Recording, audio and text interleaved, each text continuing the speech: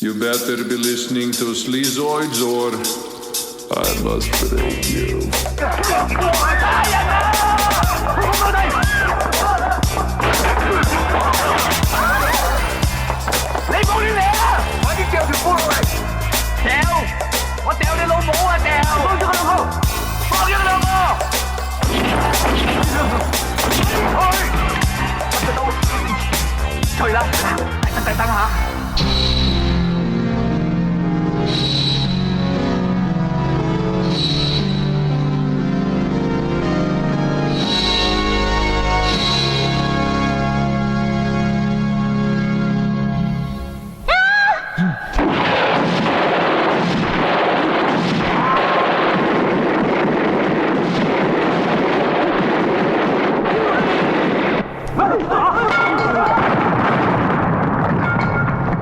Hey everyone, welcome back to another episode of Sleazoids, the podcast where we go down the rabbit hole of 20th century genre fare for the most influential canon classics to the trashiest exploitation films we can get our hands on. Invite you to tag along in helping us create a canon of sleaze. Each week is a double feature grindhouse style where we discuss two films loosely related by subject, genre, actor, filmmaker, or franchise. And at the end of each episode, along with our honorary Sleazoids, which you can become by subscribing on Patreon. Next week, we are going dumpster diving with an exploitation mad lad that we've talked about before on the show, actually. So join the sleaze. Very true. We decide on all the official ratings and rankings for every film that we cover, and Patreon subscribers also get an honor shout out and 2 bonus episodes every single month, which we are in our 8th year of bonus episodes. There is something like 220 probably plus at this point, as well as our bonus transmission series, which there are 60 plus of. And by the time you're listening to this, we would have probably just had our January trash bonus transmission drop, which is one of our favorites of the year every year, going through all of the genre films the studios love dumping in that time period. So if you haven't made the jump yet, we recommend doing that. Patreon.com/Sleazoids podcast. And speaking of which, we had a bunch of people to give their shout outs here. We had Mick Wisen sign up at $5 a month. We had Jack Horgan, Jared Briones, Mechanical Asshole, Bill M, V Maskey, Miles Austin, Daniel Pricini, Jim Greco Jacket, and last but not least, Eric Peck, who actually signed up at the annual tier and is getting a little bit of a monthly discounted rate, getting an entire year of the show up front. Beautiful. So thanks to all of you folks. We appreciate the support and hope you're enjoying all those bonus episodes. Yeah, thank you very much, everybody.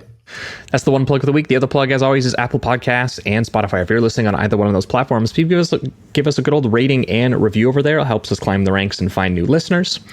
And the last plug, as always, is merch. If you are interested in a Sleazoids dad cap or a beautiful shirt designed by our friend Brandon Lim of Black Belt Cinema, which many of you have been buying, many of you have been getting shipped to you.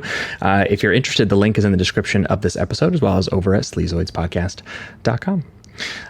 But that is it for the intro. Welcome back to another week. As always, I am your host, Josh Lewis, and joining me also, as always, is my co-host, Jamie Miller. Welcome back, everybody.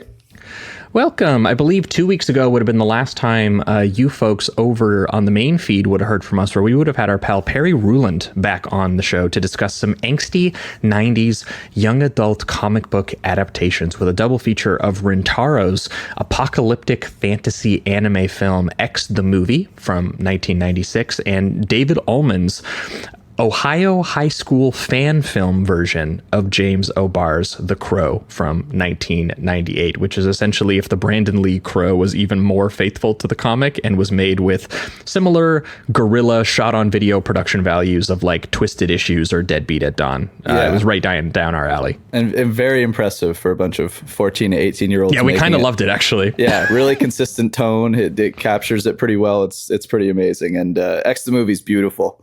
Kind of confusing and fast-paced, but incredibly beautiful, and some awesome fight sequences. Just some really innovative, imaginative stuff.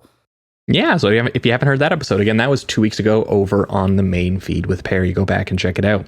But then last week over on the Patreon feed, in conjunction with Maggie Gyllenhaal's new film, The Bride, we thought that we would do a sci-fi horror double feature of mad scientists trying and failing to control female autonomy by creating Lady Frankenstein monsters ourselves. And we finally talked about, of course, James Whale's Bride of Frankenstein from 1935, which we were very excited to finally get around to. And of course, in typical Sleazoids fashion, we paired that with an 80s sex comedy body horror, almost like Reanimator-esque update on the same premise with the film Frankenhooker from 1990 by New York City grindhouse legend Frank Henenlotter. Yeah, it kind of reminded me of John Waters a little bit. We've talked about Frank Henenlotter before, but just his at the beginning when I love when Jamie's brain does that. Oh, I did because it's Franken. You did it on the show too, and I didn't point it out, but I'm going to point it out this time. The Frankenlotter is awesome. I kind of like it. Yeah, I think I'm going to keep doing it, to be honest. After he did Frankenhooker, it just feels right. He's earned it. But he has that kind of John Waters kind of vibe to him, especially when he's doing the suburban stuff at the very beginning, all the colors and everything. It's kind of it's great. And I hate when I die by freak robot accident. lawnmower. Yeah. Final Destination style a little bit. And then Bride is I always forget that it has like really funny moments because it is one of the sadder films that we've covered at that time. The monster smoking the big cigar with the blind man. Beautiful stuff. Smoke Beautiful good, stuff. drink good. Absolutely. If you haven't heard that episode last week over on the Patreon, go back and check it out. But moving on to this week, we are once again joined by a very special returning guest. He is a graphic designer. He is a writer, an editor, the programmer of a wonderful martial arts screening series here in Toronto called Black Belt Cinema. You may have already heard on this episode. And of course, the designer and shipping fulfiller of the Sleazoids merch that you guys have been buying every week. That guest is Brandon Lim. Brandon, buddy. Welcome back. Thanks so much for having me, guys. I think it is true. I am starting to transition as the Sleazoids merch guy. I hope everyone that has ordered a hat or a shirt has received it and is enjoying it. It was packaged with love. There was a little smooch and a little card, and it was like Brandon was here, that kind of thing. I put a little kiss imprint and a little picture in front of the fireplace.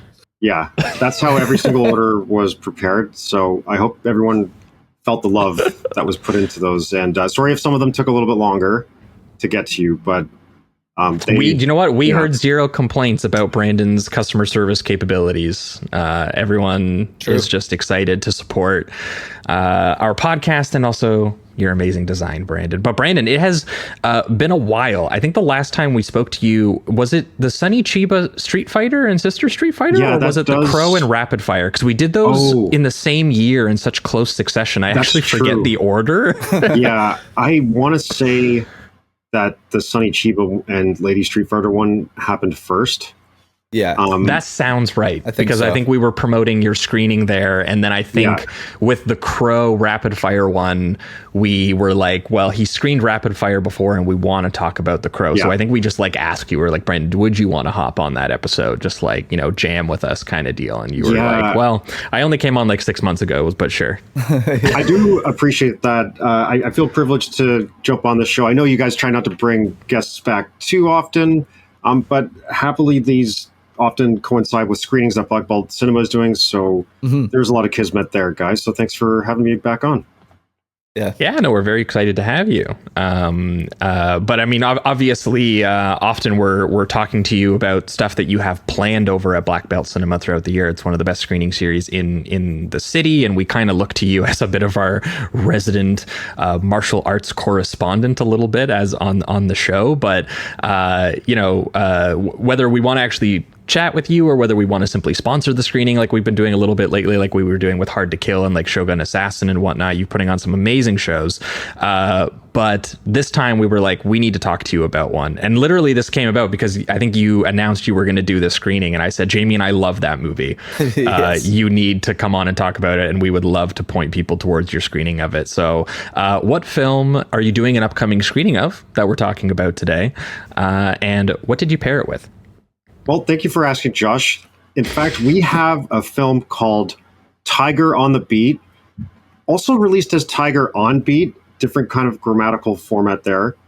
And a totally different title too, because that sounds to me like that tiger's got rhythm. Yeah, Tiger's on beat. The tiger's rather on than beat. He's like on the beat, like a beat cop or something. Like I too get more of like a musical rhythmic kind of context to that title, but I feel like neither of those things come into play at all in the film. Like I didn't really get the tiger connection much, but watching the film this time, how often films don't always subtitle the singing from musical songs. Like, you don't get the song lyrics subtitled. It's usually just the dubbing. The version of Tiger on Beat that I watched for today's episode did have the opening title song subtitled, and there are lots of references to tigers in it. So it totally explains the mystery of why they call this film. I don't know if mine had all the tiger references. I did write some of the lyrics down, but maybe I missed them. Yeah, I wrote some of the lyrics down too, and we'll get to them as soon as we end. It's a great theme song.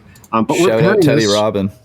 We're pairing this with the sequel, Tiger on Beat 2, also known as Tiger on the Beat 2, which came out 2 years later. And while it does not star Chow Yun-fat, unfortunately, they did have the hindsight to replace him with his co-star from The Killer, Danny Lee.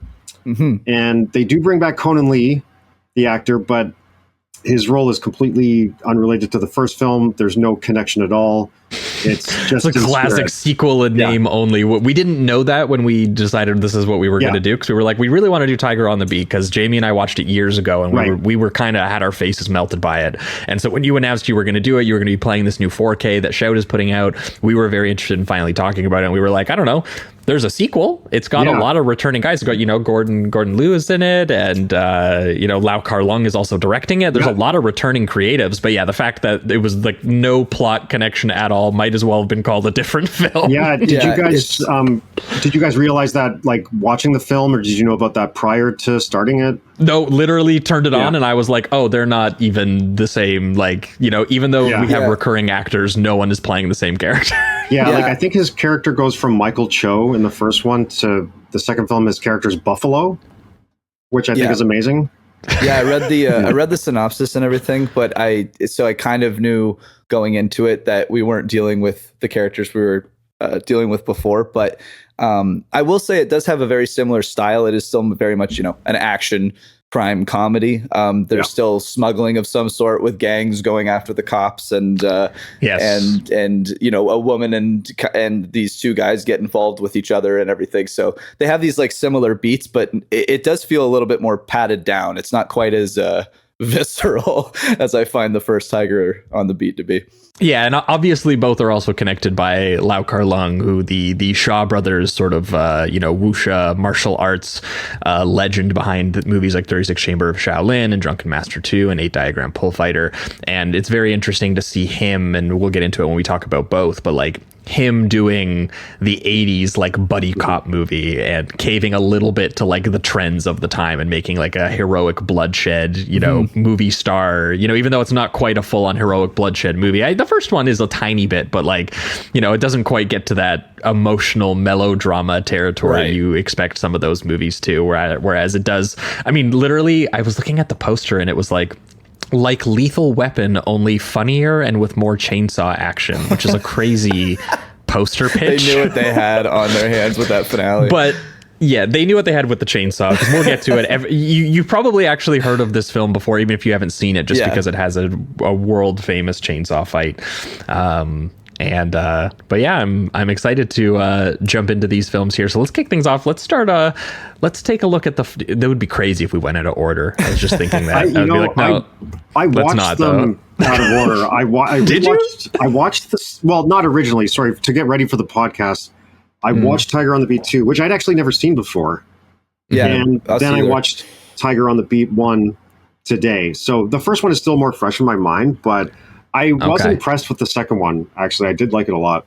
Yeah, there's a lot more, like, I mean, I guess I kind of expected great action because the first film has it too, but I was, based on its reputation and how much worse it is considered for a lot of people, I was just like, there's a lot of really amazing stunt work in that second movie too. But not quite as ridiculous as the major set pieces in the first one, which let's get into it. Let's do it. Let's talk about Tiger on the Beat.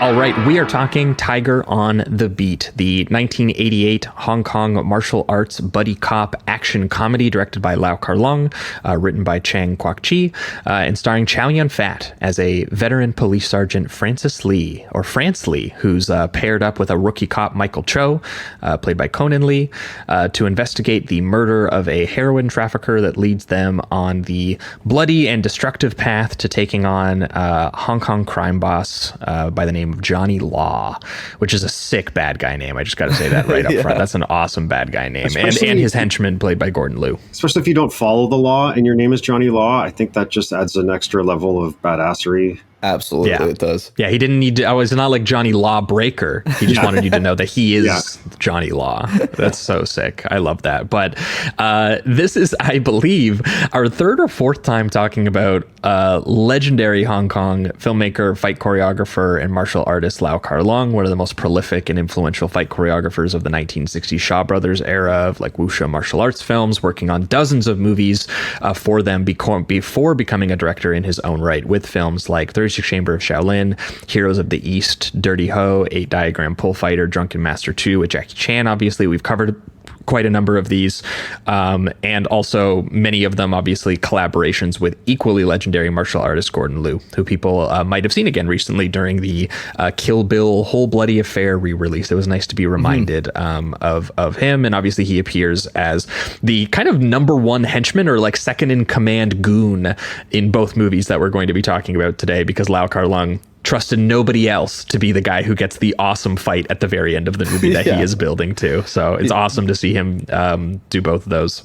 That's really what makes these two films so exciting, is getting to see Gordon Liu play a bad guy, like the top with bad hair. Guy. With hair. And his hair in both of these films is incredible. We'll get to the second one later, but there's a scene where he's like literally at the salon in the second one, and there's an amazing set piece in that salon. But yeah, getting to see him with hair and all these amazing suits and looks, it's super awesome. Also getting to see Lau Kar-lueng direct in more of like a modern urban Hong Kong setting is so like refreshing after all these more like, traditional period kind of kung fu films. Getting to see him really, flex his muscles and start to use more like environments and like car chases and all those modern elements. He really gets to cook on these films. That was what kind of floored me the first time Jamie and I watched this, because Jamie, we watched this as like we did this with like a group. We watched this with like Alex and Mitch and like a bunch of us, and for some reason this was like a blind spot. Maybe it was just because I don't know whether it was Lau Kar-lueng or Chow Yun-fat or someone's inclusion made us go, we should check this out. We've heard it has a cool chainsaw fight, and we watched it as like a group of guys who had never seen it before. And every single one of us were like jaw on the floor by the end of the movie. And a huge part of that is because, Lau Kar-lueng, he is just, he's arguably best known for these, period kung fu films that he was doing, but also the fact that obviously he was just one of the greatest when it came to shooting that stuff. Like his movies were obsessed with, putting physical form in direct conversation kind of with the compositions and the movements. And, he came from being an athlete and a martial artist who believed in the spiritual side of that stuff first, and then became, how do I translate this to the screen? Through the expressively and spiritually and shooting quickly and elaborately and ferociously violent, fighting sequences, but with beautiful filmmaking craft. And like few directors just like knew how to shoot a temple training montage or like a bloody pole fight in a multi-level, set in doing all the zooming and cutting that he did. So it's amazing that he was just such an athletic and elaborate filmmaker before he added the inclusion of what it was that filmmakers were doing in the 1980s. Because like all filmmakers who are good at one specific type of filmmaking, at a certain point, your brand or style, or genre, I guess you could argue, falls out of fashion. And despite your reputation, you might be asked, well, look at wuxia and martial arts films in that specific kind of environment is kind of waning by the mid 1980s, even though 8 Diagram Pull Fighter is an amazing movie. But Heroic Bloodshed and like the gun fu movies are on the rise. We're making way for your John Woos and your Ringo Lambs. And, you need, if you kind of want to keep making movies, this might be what you need to do. So it's so amazing to watch him basically throw similarly impressive stunt craftsmanship and apply it to a modern cop thriller plot and setting, and doing it as well as he does do it, because you feel like other people would make that transition and they would just look lost, and he doesn't look lost even in the slightest. He looks confident for sure. Yeah, and also there's like with the leads themselves, the kind of the purity that kind of comes from that temple life or the monk life, and with these guys, you know, one of the opening scenes is he's sleeping with a married woman, and he's still like portraying him and these cops as kind of cool and fun to hang out with, and like funny and humorous, and in ways they definitely are, and they're even kind of like this is a Chow Yun-fat charisma masterclass, because he plays one of the most repulsive cop characters that someone could probably play, and he does some awful things, and you're kind of like, yeah, but it's Chow Yun-fat. Yeah, but he's still cool. Yeah, I know. It's so strange. It's like, look at those yellow pants. Aren't those the sickest things you've ever seen? The Hawaiian shirt. And, he's just, and that there's something strange about this movie in particular, where I think it's aware of like how awful these cop characters are in a sense, but then it never lets it not have fun with it. It really never lets up in that way, even when maybe it should in more serious moments, which we'll get to. But even the start of this film, like the way it starts with the credits and the pop song, where it's like, it's incredibly poppy. It's got, you know, a good distorted guitar, and it has a rock element to it, but it's very 80s upbeat. pop rock. Yes, exactly. And the lyrics too are hilarious. Like him being like the coolest guy in the world and so good looking. And one of the actual hook is or translated to at least, "You are cool," which is just incredibly. Got what it takes. Yeah, like it's simple and fun. And another great lyric is, "You never say that's enough. Good. You always party to the end. You're very good looking. You've got what it takes." Yeah, it's so good. Like this, you're the man. I'm gonna listen to this song as inspo every morning I get up now. Okay, so, and if you are listening to the lyrics, or sorry, reading the lyrics, it finally explains the Tiger on the Beat title. There's a lyric that says, "Even a tiger has to fight to the end." So I think this is where it's all coming back to, is this. Okay, so that leads me to believe he is supposed to be like a tiger, like an animal who is on like the beat cop, like you know, he's on the cop prowl. Beat. He's on the prowl. Exactly. He's on the beat. Yeah, he's on the beat. So he's got to be a little dangerous. It's not a cartoon animal in like a Disney movie, like playing the drums. The logo, the title card for this film, like that logo of like the tiger with like a cap and like a bullet shooting. That has to be on a jacket somewhere, like, right? I need that on like the back of a crew jacket, or like a sticker or a hat. I should just turn that into a hat. I got to get that logo and put it on a hat. Yeah, dude, you've got a couple weeks here. You've got time. There's still time. Like it's doable. It's doable. Yeah, he's the tiger. He's basically, he's a cop. He believes in justice, but he'll also have sex with your wife. That's the Chow Yun-fat guarantee. Very Polizio Tetsky coded cops going on in this one. Why are their ankles handcuffed together? Do they ever explain that? Is it just implied that it's some kind of kinky thing? They were just having some kinky. And I think it's trying to do like almost a mix of the two worlds, where it's like maybe this was some type of weird cop thing that he was doing, like a strange interrogation, or he caught himself in this weird circumstance because of his job, but then it switches into, oh, I was just having kinky sex with this lady.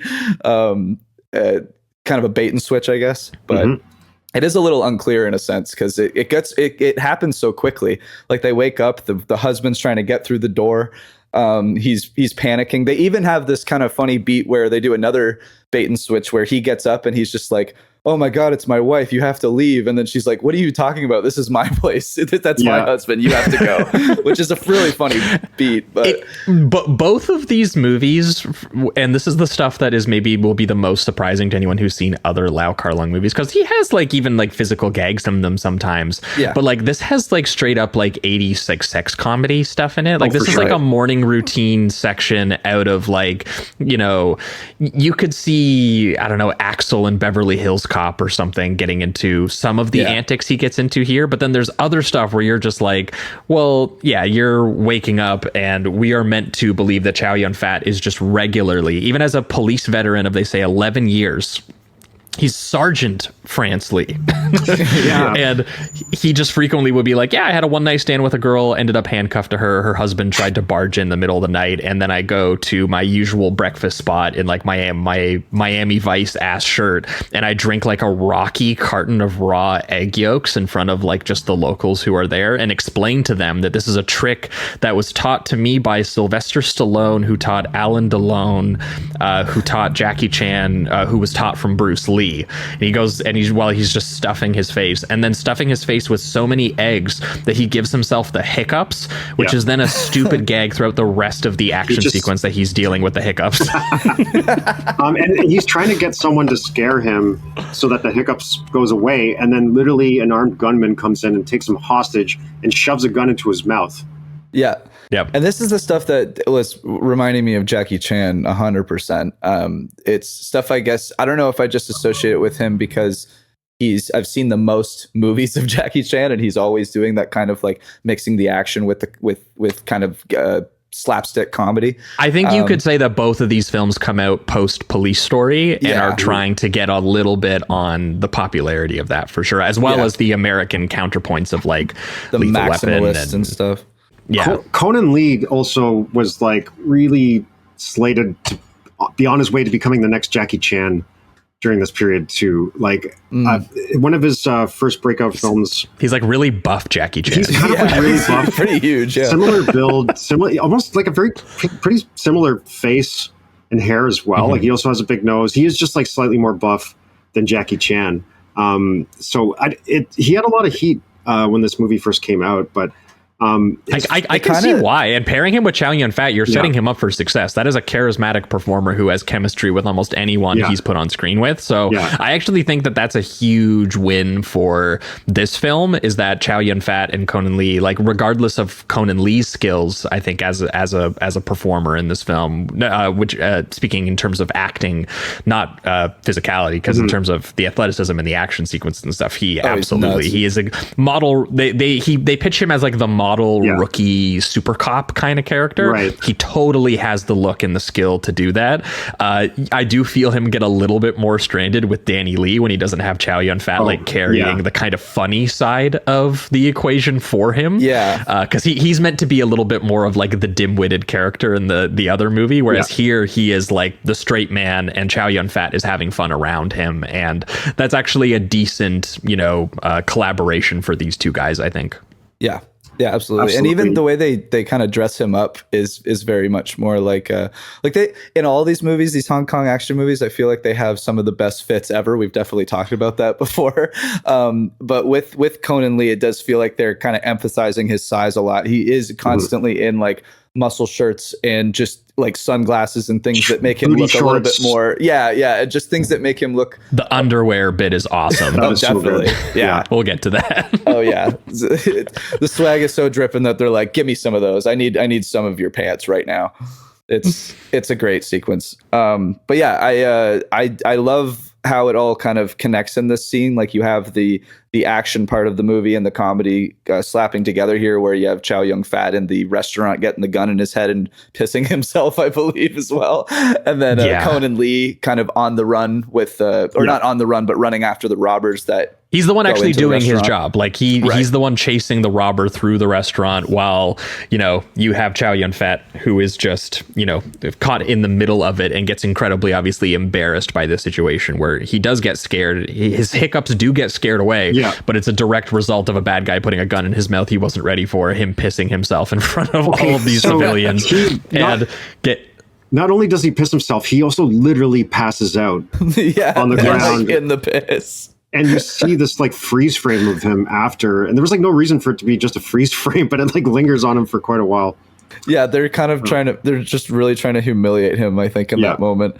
And I also really, I like too that they establish how this, the action's going to be. I mean, there's great use of squibs and like it's going to be very fast paced. Like the moment that I think it's Conan Lee that sees the initial robber pull a gun and you just get that one shot in his leg and then the chase starts.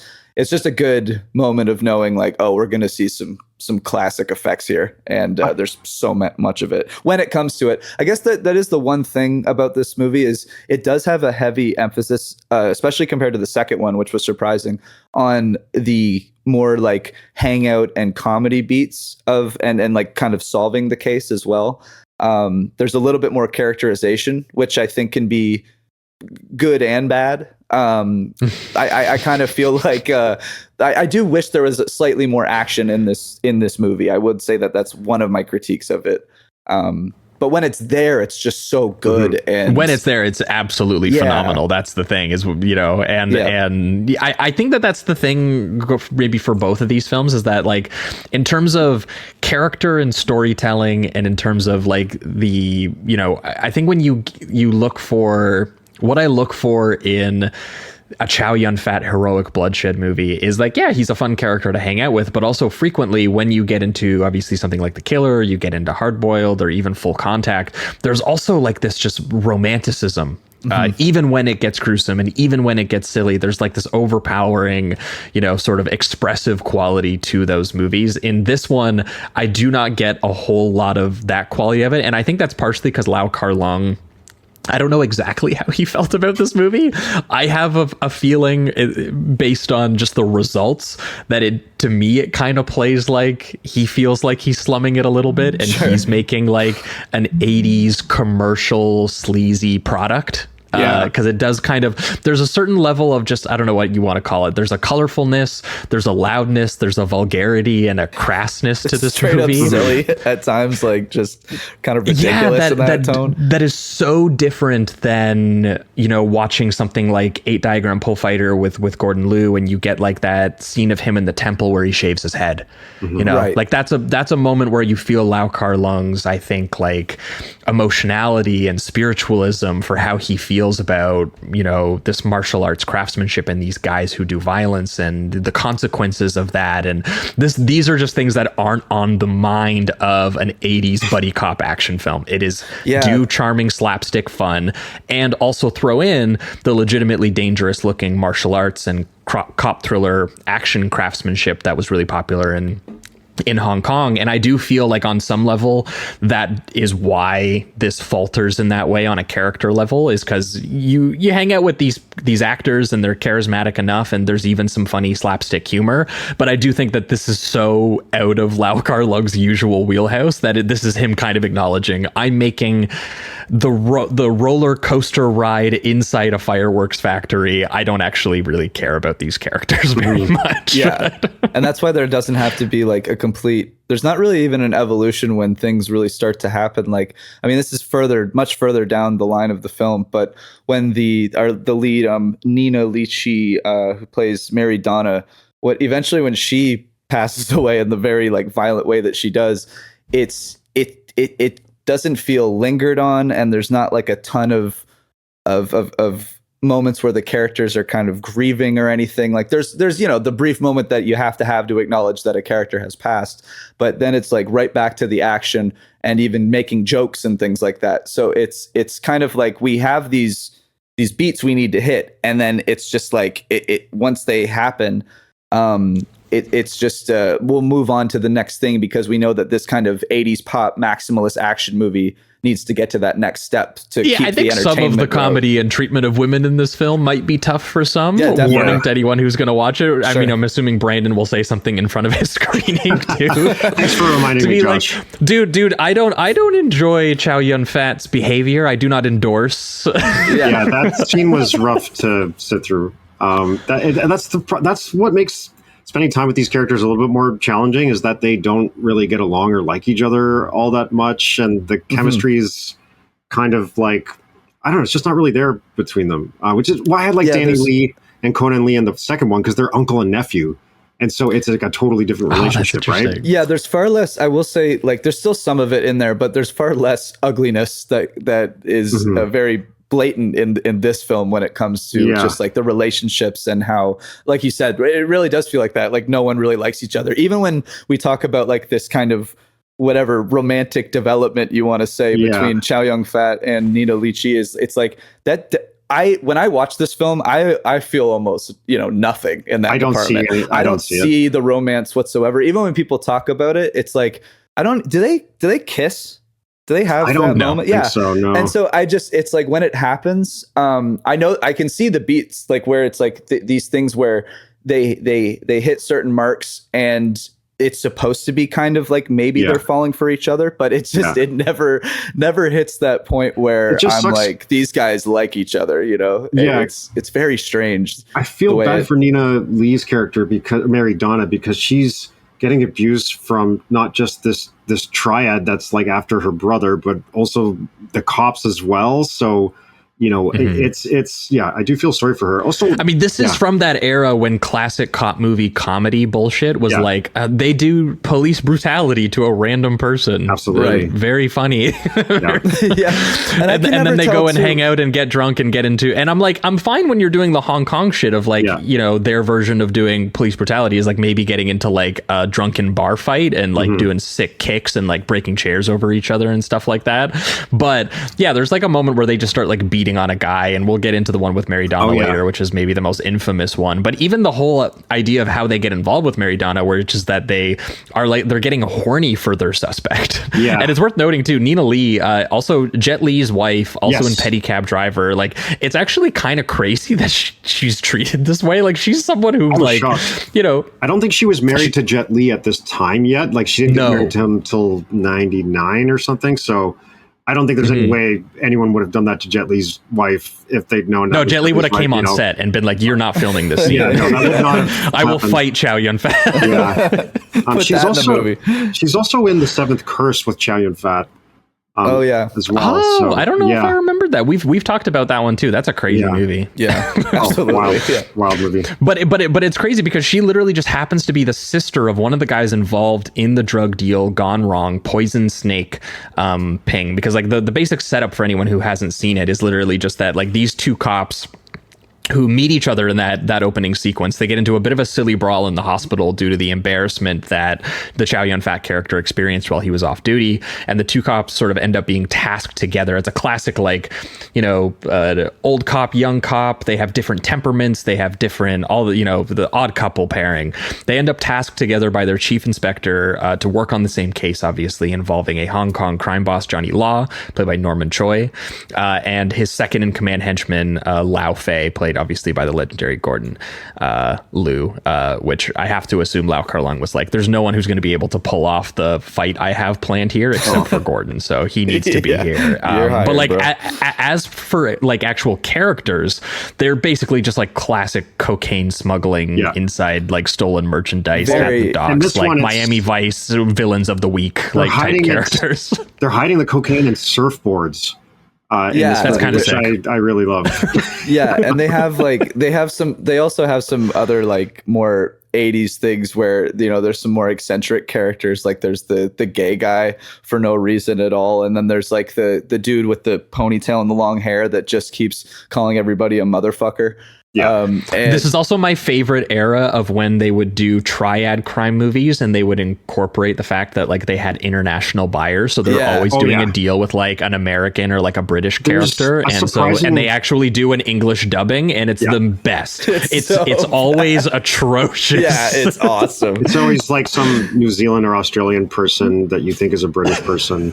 There's a surprising amount of foreigners in both of these films. Actually, I was impressed.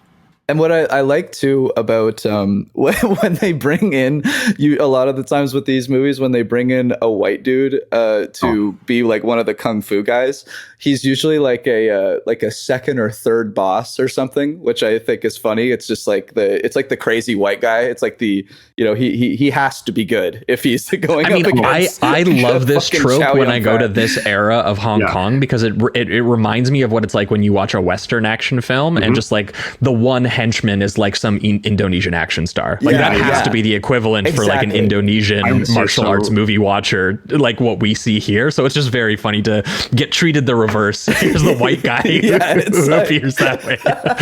It's so funny. And I also love too that like this is the type of film where they're doing some of the more classic cop movie stuff, but then they add obviously the martial arts and the kung fu and everything. And so when somebody is getting like in trouble for one of the things that happens during the drug exchange, instead of like pushing them down or like, you know, hitting them with a bat or like doing something more classic, they're doing like kicks into the van and everything like that. And it's a lot more exaggerated. Yeah, exactly. I love the fusion of those two things. Anytime we watch one of these movies, it's fantastic. Yeah. I love this guy that plays Poison Snake Ping too. It's you probably recognize him, Philip Ko-Fi. He was actually married to Yukari Oshima. You'd probably recognize from like a million Girls with Guns films, like Exterminators 2 and we've seen Philip Ko-Fi in a lot because we've done Boxer's Omen, Eastern Condors, that kind of stuff. I think he's half Filipino as well. I could be wrong about that.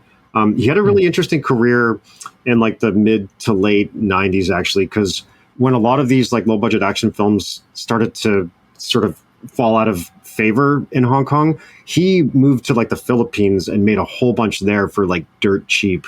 And a lot of them starring Yukari Oshima and a lot of other recognizable Hong Kong actors, but he actually like wrote and directed a whole bunch of them. And they have like really amazing titles like Techno Warriors, or one of my favorite one is, it's not just Super Cop, it's supercop.com. Another one is called Internet Mirage. Check out Techno Warriors though, because it's like one of those ones where like there's a computer virus and it makes all these like digital video game villains come to life. So it's got this kind of like Mortal Kombat kind of like vibe to it. And it also has Darren Shalavi, who is like the villain in, I think, the second Ip Man film, and a bunch of other stuff. He's also in Blood Moon with Gary Daniels. He also... some of these titles he directed are nuts. American Commando, Angel's Blood Mission. Yeah, exactly. There's some American Force 2, The Untouchable Glory. Yeah, he basically just set up a movie factory in Philippines and pumped a whole bunch of these out in the 90s. So quite a few of them are pretty entertaining, but there's a lot you'll likely want to skip. Awesome. Damn. Yeah, he doesn't actually get to be in this he's not in it movie. A whole lot. He's not in the movie but he's very memorable for the few moments he does get in this, obviously, as the brother who is getting the Mary Donna character involved in the situation that she's in, which at first is just like doing like a classic handbag swap, for him so that he doesn't get caught with the like stolen goods and all that, which she does, and eventually tries to escape the cops in the lingerie section of the department store, which is great for classic, again, 80s comedy of they get beaten up in the mall for being perverts and then follow her to her brother's dingy apartment, where they get into an awesome combination gunfight foot chase with him in nothing but his underwear, because they found him when he was at home. And he's just got the underwear, the white sneakers, and like the leather gun holster as he's like running through the streets. He does a crazy stunt where he like jumps off a balcony and rips his one of the other guys rips their trousers. So the rookie has to throw him his pants so that he doesn't execute like some random girl in the head that he's just picked up as a hostage. Yeah. And then the rookie's pants get stuck in the tree. That's brutal. Chow has to throw his pants down, and they have to continue the rest of the chase in their underwear, including jumping and diving stunt work. And I don't know, this to me was like the most like Lethal Weapon like coded bit of like, how did you fuck up giving him your pants? Yeah. Also, like instant karma from the previous scene where they're, perving on the suspect in the women's lingerie store. True. Yeah. Yeah, so they're like, now you get to look at the man's lingerie. Yeah. It's I also love it's such an amazing shot where they have like the crane or helicopter shot where you can see the two of them running in the actual walkway, and then the other cop is above it and running across it on the rooftop of it. And you can see like that it's over an actual highway, and there's just cars zooming by, and it looks like there's no netting below them or anything. Seeing Lau Kar-lueng do like on location shooting, like not like in controlled studios, like Shaw Brothers, like sets and whatnot. It's really cool. It's really awesome. And there's still some ridiculous moments too. Like when he's threatening the girl, he just shoots a bunch of watermelons so that there's like a image of a bunch of red exploding while while the scene is going on, just to, I don't know, create a little bit of excitement. I also think it's on purposely watermelon so that it looks like blood when it just kind of splatters up. So it's there's just a ton of fun in that sequence. I love it. That's one of the more like actually like scenes that I found very funny, even though it's kind of like lowbrow. Like there's some comedy in here that works for me, and then there's stuff that's like legitimately fun like that. And partially I think because it's against those guys and it's kind of punishing these guys for some of their behavior. When it just lets them indulge in like the weird badass cops who have power stuff, like that scene where they interrogate Mary Donna and they do that weird bit where she has to have like pretends to have gotten the money, not in a drug deal, but as a prostitute. And like Chow Yun-fat's version of being like the charming, witty cop is being like, well, yeah, you're not even worth that money. You know, and she tries to kick him in the nuts, and then he closes his legs in time to like lock her legs up and does a weird like humping motion while she screams rape, and he's like yelling shut up and all this stuff. And this is the stuff where I was like, I guess people in the 80s thought this was funny. Or maybe, you know, at a specific time. There's like both weird... of these movies have like AIDS jokes in them, and you're just kind of like, I don't know. It's strange in those moments where it's like, I feel like I find maybe like 25% of it kind of funny, and then the other parts surrounding it make me feel bad about anything I do find funny within the scene. Like the general beat of him giving her an insult while they're playing a part, and then him like her going for the nut kick and him catching it is kind of funny to me. And then like when, you know, she's yelling rape and all that, then I'm like, okay, well, that's getting more difficult to indulge in the more slapstick, silly elements of this. So yeah, I always feel like those moments give me a mixed feeling where I don't know how to process it really. I'm like half chuckling and then half like, oh, I kind of feel strange about. Yeah, you're kind of like, why don't we just go back to Conan Lee getting into an awesome fight with Gordon Liu, like in the gym staff showers, for example, like all the bits where they're like smashing the faces on the tiles and using the metal shower rods and bathroom stalls as door weapons. I'm like, this is a lot more fun. They're also the whole time, I think they're actually in the women's like sort of shower, spa, washroom area, apparently. Yeah, because I think that's why he notices. It's like Chow Yun-fat is doing everything but cop work again, I believe, and then he notices that a bunch of I guess I didn't think about that. He was still peeping. I think it's one of the scenes that starts with a pretty funny image too, where it's Chow Yun-fat using one of those like shakers on his ass or his abs or whatever it is.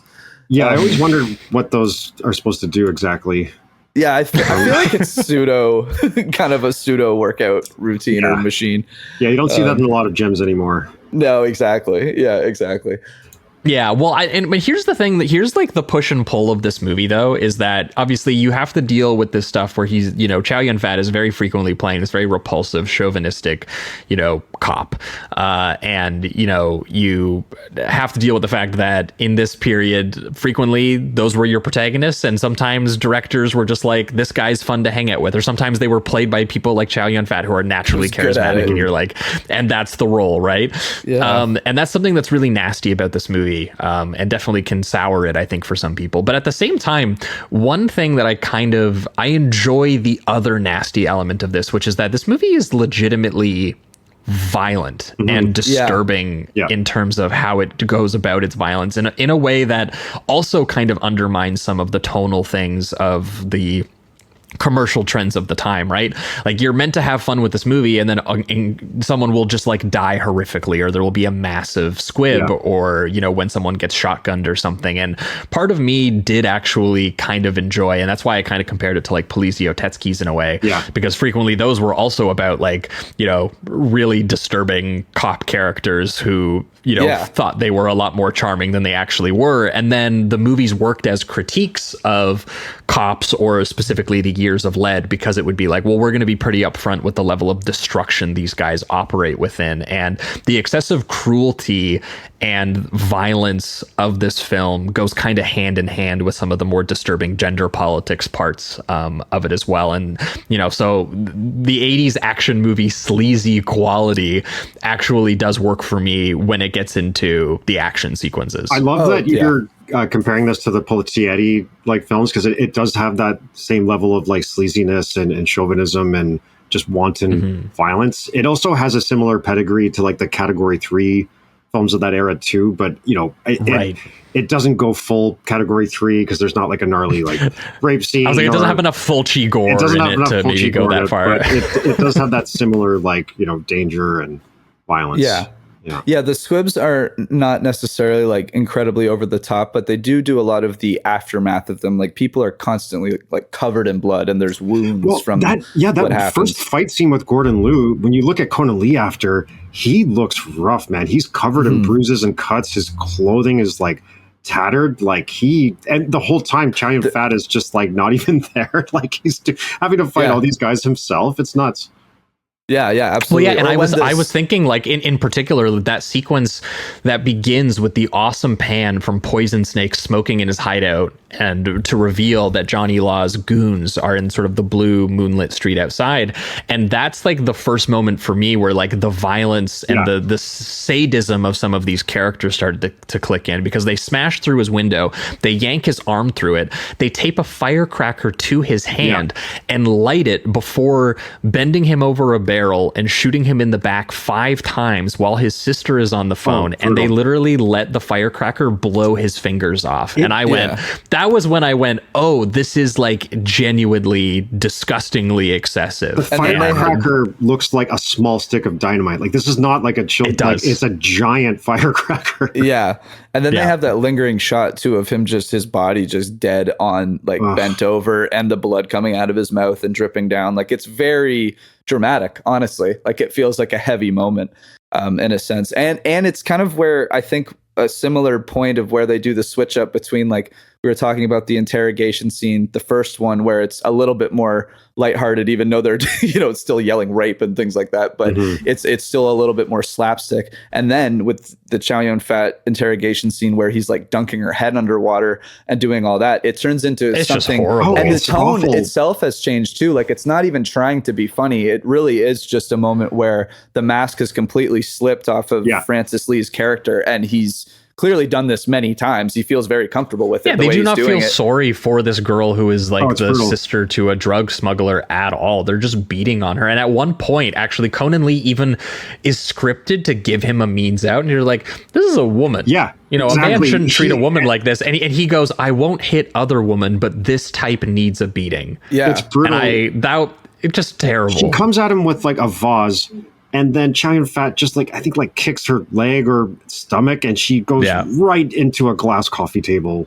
I mean, right through it. She's doing, like, they're basically setting it up too, where it's like, it's kind of a mix of, again, there's no tone, which I think is at least appropriate. There's no tone of like actual slapstick or anything, but the stunts that they're still doing feel like they're a part of action sequences. Like you said, like when he kind of like hits her into the table, you see there is a big wide shot where you see, whether it's the actress herself I think it is her. It does look like her. It looks a lot like her, and there's not a lot of like quick cuts or takes. Like I think she went right through that. I'm sure it was some kind of stunt glass. I would hope it was, but yeah, definitely. But it does look like, hard hitting.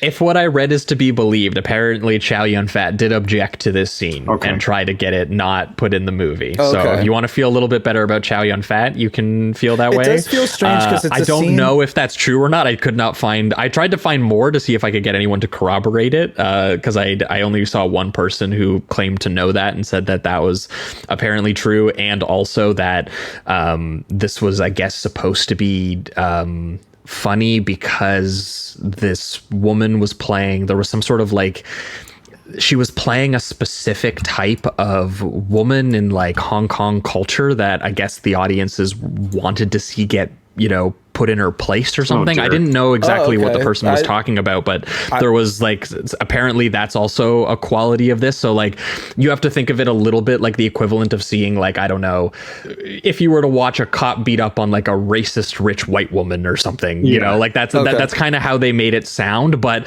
that doesn't translate to me. It just translates to me as like this poor fucking woman is just being like absolutely annihilated, and you're supposed to kind of be cool with this cop, just torturing her. Well, see, and so strange, and then obviously how quickly she gets over it after.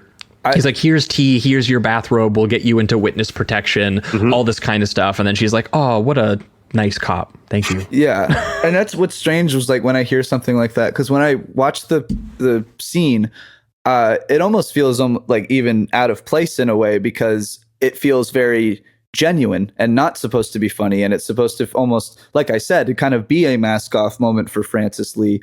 And what does counter that, of course, is like everything that kind of cushions it and surrounds it, like when, you know, she does kind of get over it very quickly, or having all the slapstick stuff prior to that. It's just that scene. It's like even the way that Chow Yun-fat, and maybe purposely so, if he was objecting it in a way, he doesn't play it the same way he plays that scene in the interrogation room, right? He plays it like, this is evil. This is a bad thing that I'm doing. Even like he plays it straight, I guess is what I'm saying. He doesn't try to make it like a Three Stooges routine. It's very, you know. Yeah, I was gonna say that's how it probably feels, but he feels like he's playing it like this is what a cop has to do to complete this mission. Absolutely, like, but I mean that there's no comedic edge to it. I don't find there's an obvious comedic spin to it, and that's where I try to say, like when I watch it, I'm like, well, maybe in this moment, you know, they're trying to have some type of critique for the cops, but there's no other moment like it, so it feels like it's just kind of a coincidence in that sense, and it's like, oh, it definitely was like a bummer that even shocked us when we were watching as like a group of guys who were, you know, I was trying to see where it would go, maybe, or on average are very easily, probably a group of guys are pretty easy to forgive certain things in a movie, and even with this, for us, we were like, Jesus, man, fucking stop. And then like almost, you know, 2 scenes later, she's getting absolutely lit up by bullets. And right, yeah, like her next 2 scenes are literally, oh, actually, maybe I'm kind of have feelings for this cop who just did that to me, and maybe I'm a little sad that I have to, you know, leave, and then being immediately like dispatched as brutally and cruelly as you would in like a Ringo Lam film, like without like the fanfare of like even a heroic moment, or I guess like technically you could say she's almost used as a human shield in the scene, not deliberately by the character, but that's how it's framed in the staging of it. Yes, there is a moment, I think, and the problem is with the edit, it's a little quick, but I do think it's enough to say that she kind of jumps in front of Chow because the henchman is trying to kill Chow, and then I guess she kind of like jumps out of the car, right? But then the next shot, it's just that the cut is very quick, so it's hard to like for your brain to really process that moment of her like making that decision. And then the second shot is him literally underneath her, and again, I agree, I don't think he's trying to do it, but it's just like, you know, the weight of a dead body on you, and the bullets are coming in, so it just so happens that he's over. If you've ever seen a human shield moment in a movie, it's kind of what it looks like. It definitely doesn't look good, I'll say that. Yeah, so it's poor Mary Donna.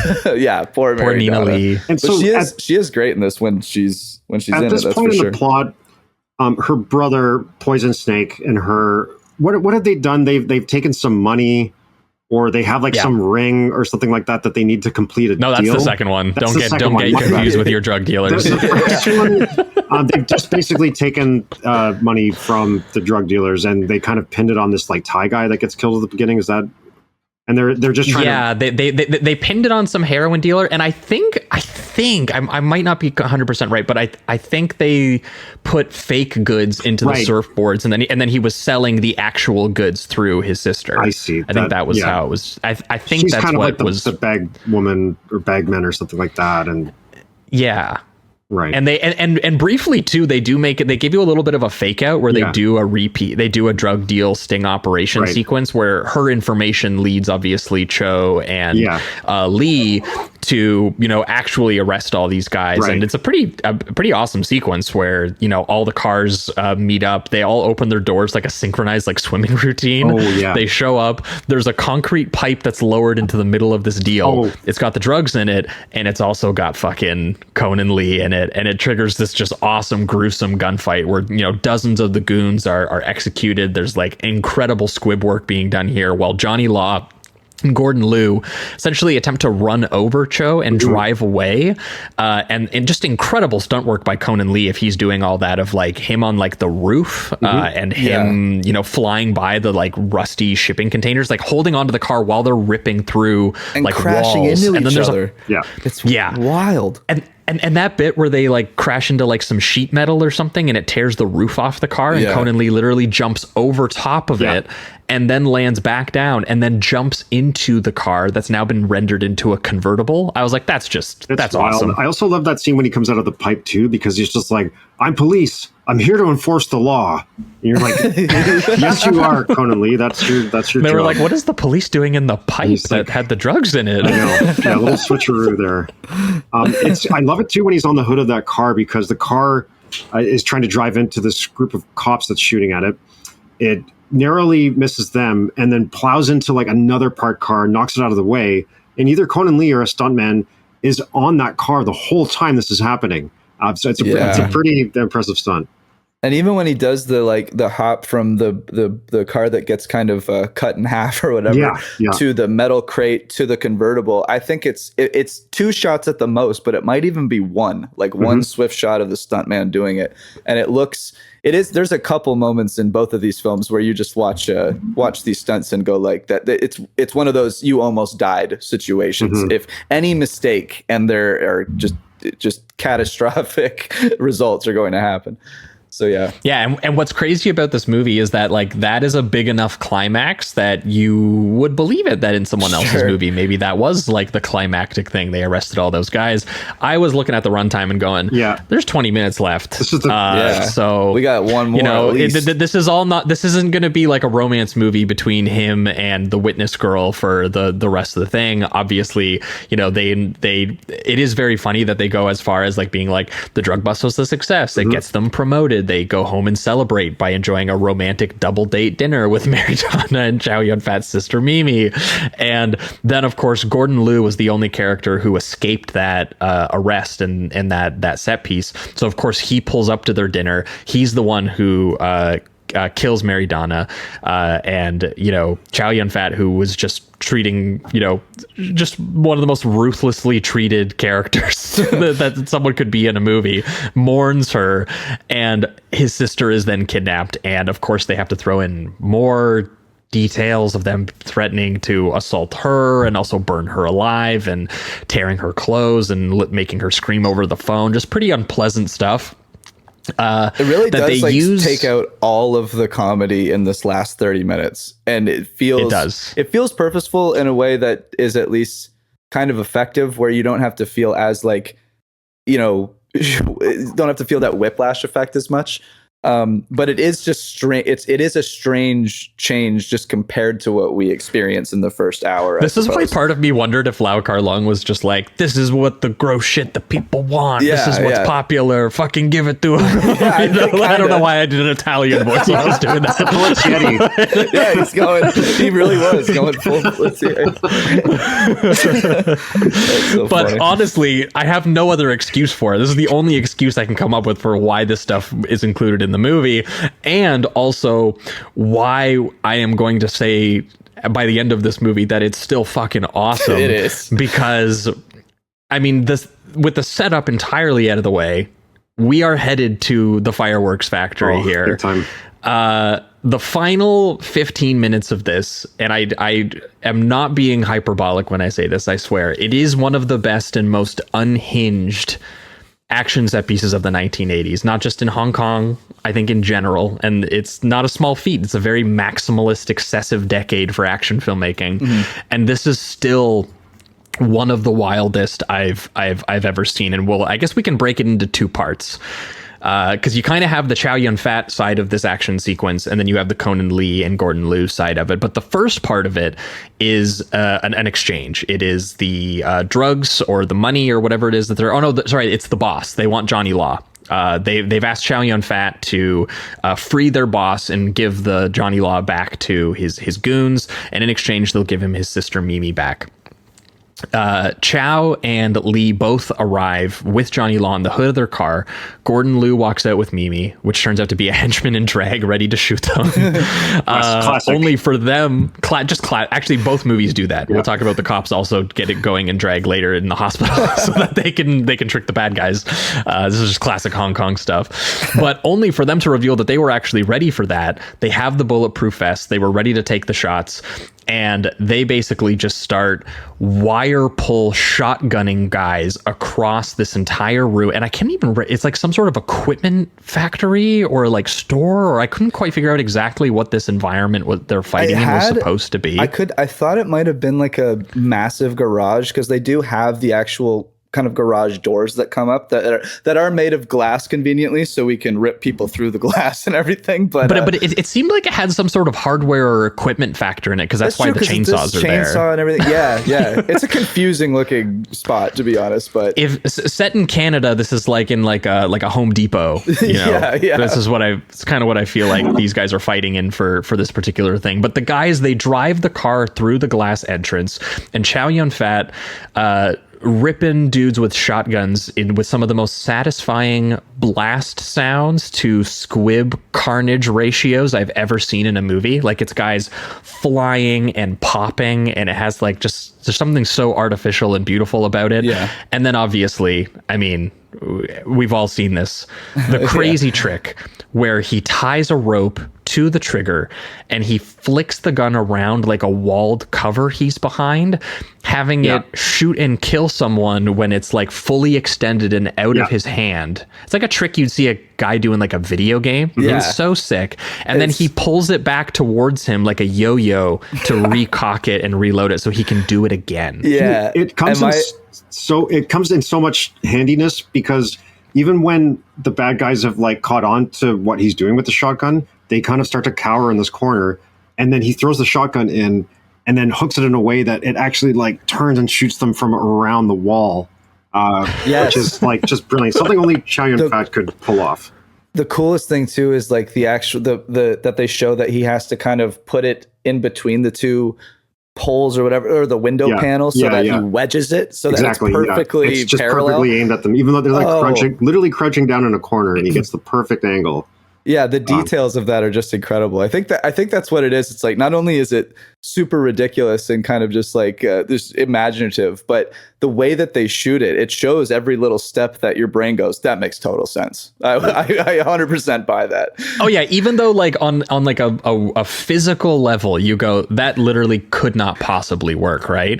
A part of your brain just goes, movie magic is beautiful. Exactly. That is the coolest way a guy has ever killed people with a shotgun that I've ever seen. Yep. And Chow Yun-fat, he's making it look easy. Yeah. He's sweating and reloading and doing all this, but he's making it look like it's just a perfectly natural decision any person would make in that situation. Waltzes into a room when like 6 guys are like reloading their guns at the same time, and he's got his shotgun aimed on them. He's only holding it with like one hand, so casually. Like, that's how cool and calm this guy is. It's incredible.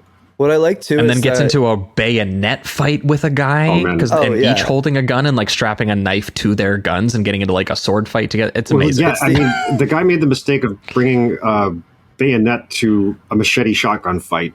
He was not prepared. But even when he gets disarmed, he starts to unveil some kind of like secret white guy kung fu style. He starts kind of like waving his hands in the air like he's like generating energy, and he's going to unleash some kind of like secret like tactic, and you're starting like, oh man, this guy's like legit. But then Chow Yun-fat just like easily what does he do? He just knocks him with his... I think they like run at each other, and they do the classic, like, it's almost like a samurai move in a way, where they like run and then one of them slices and one of them doesn't.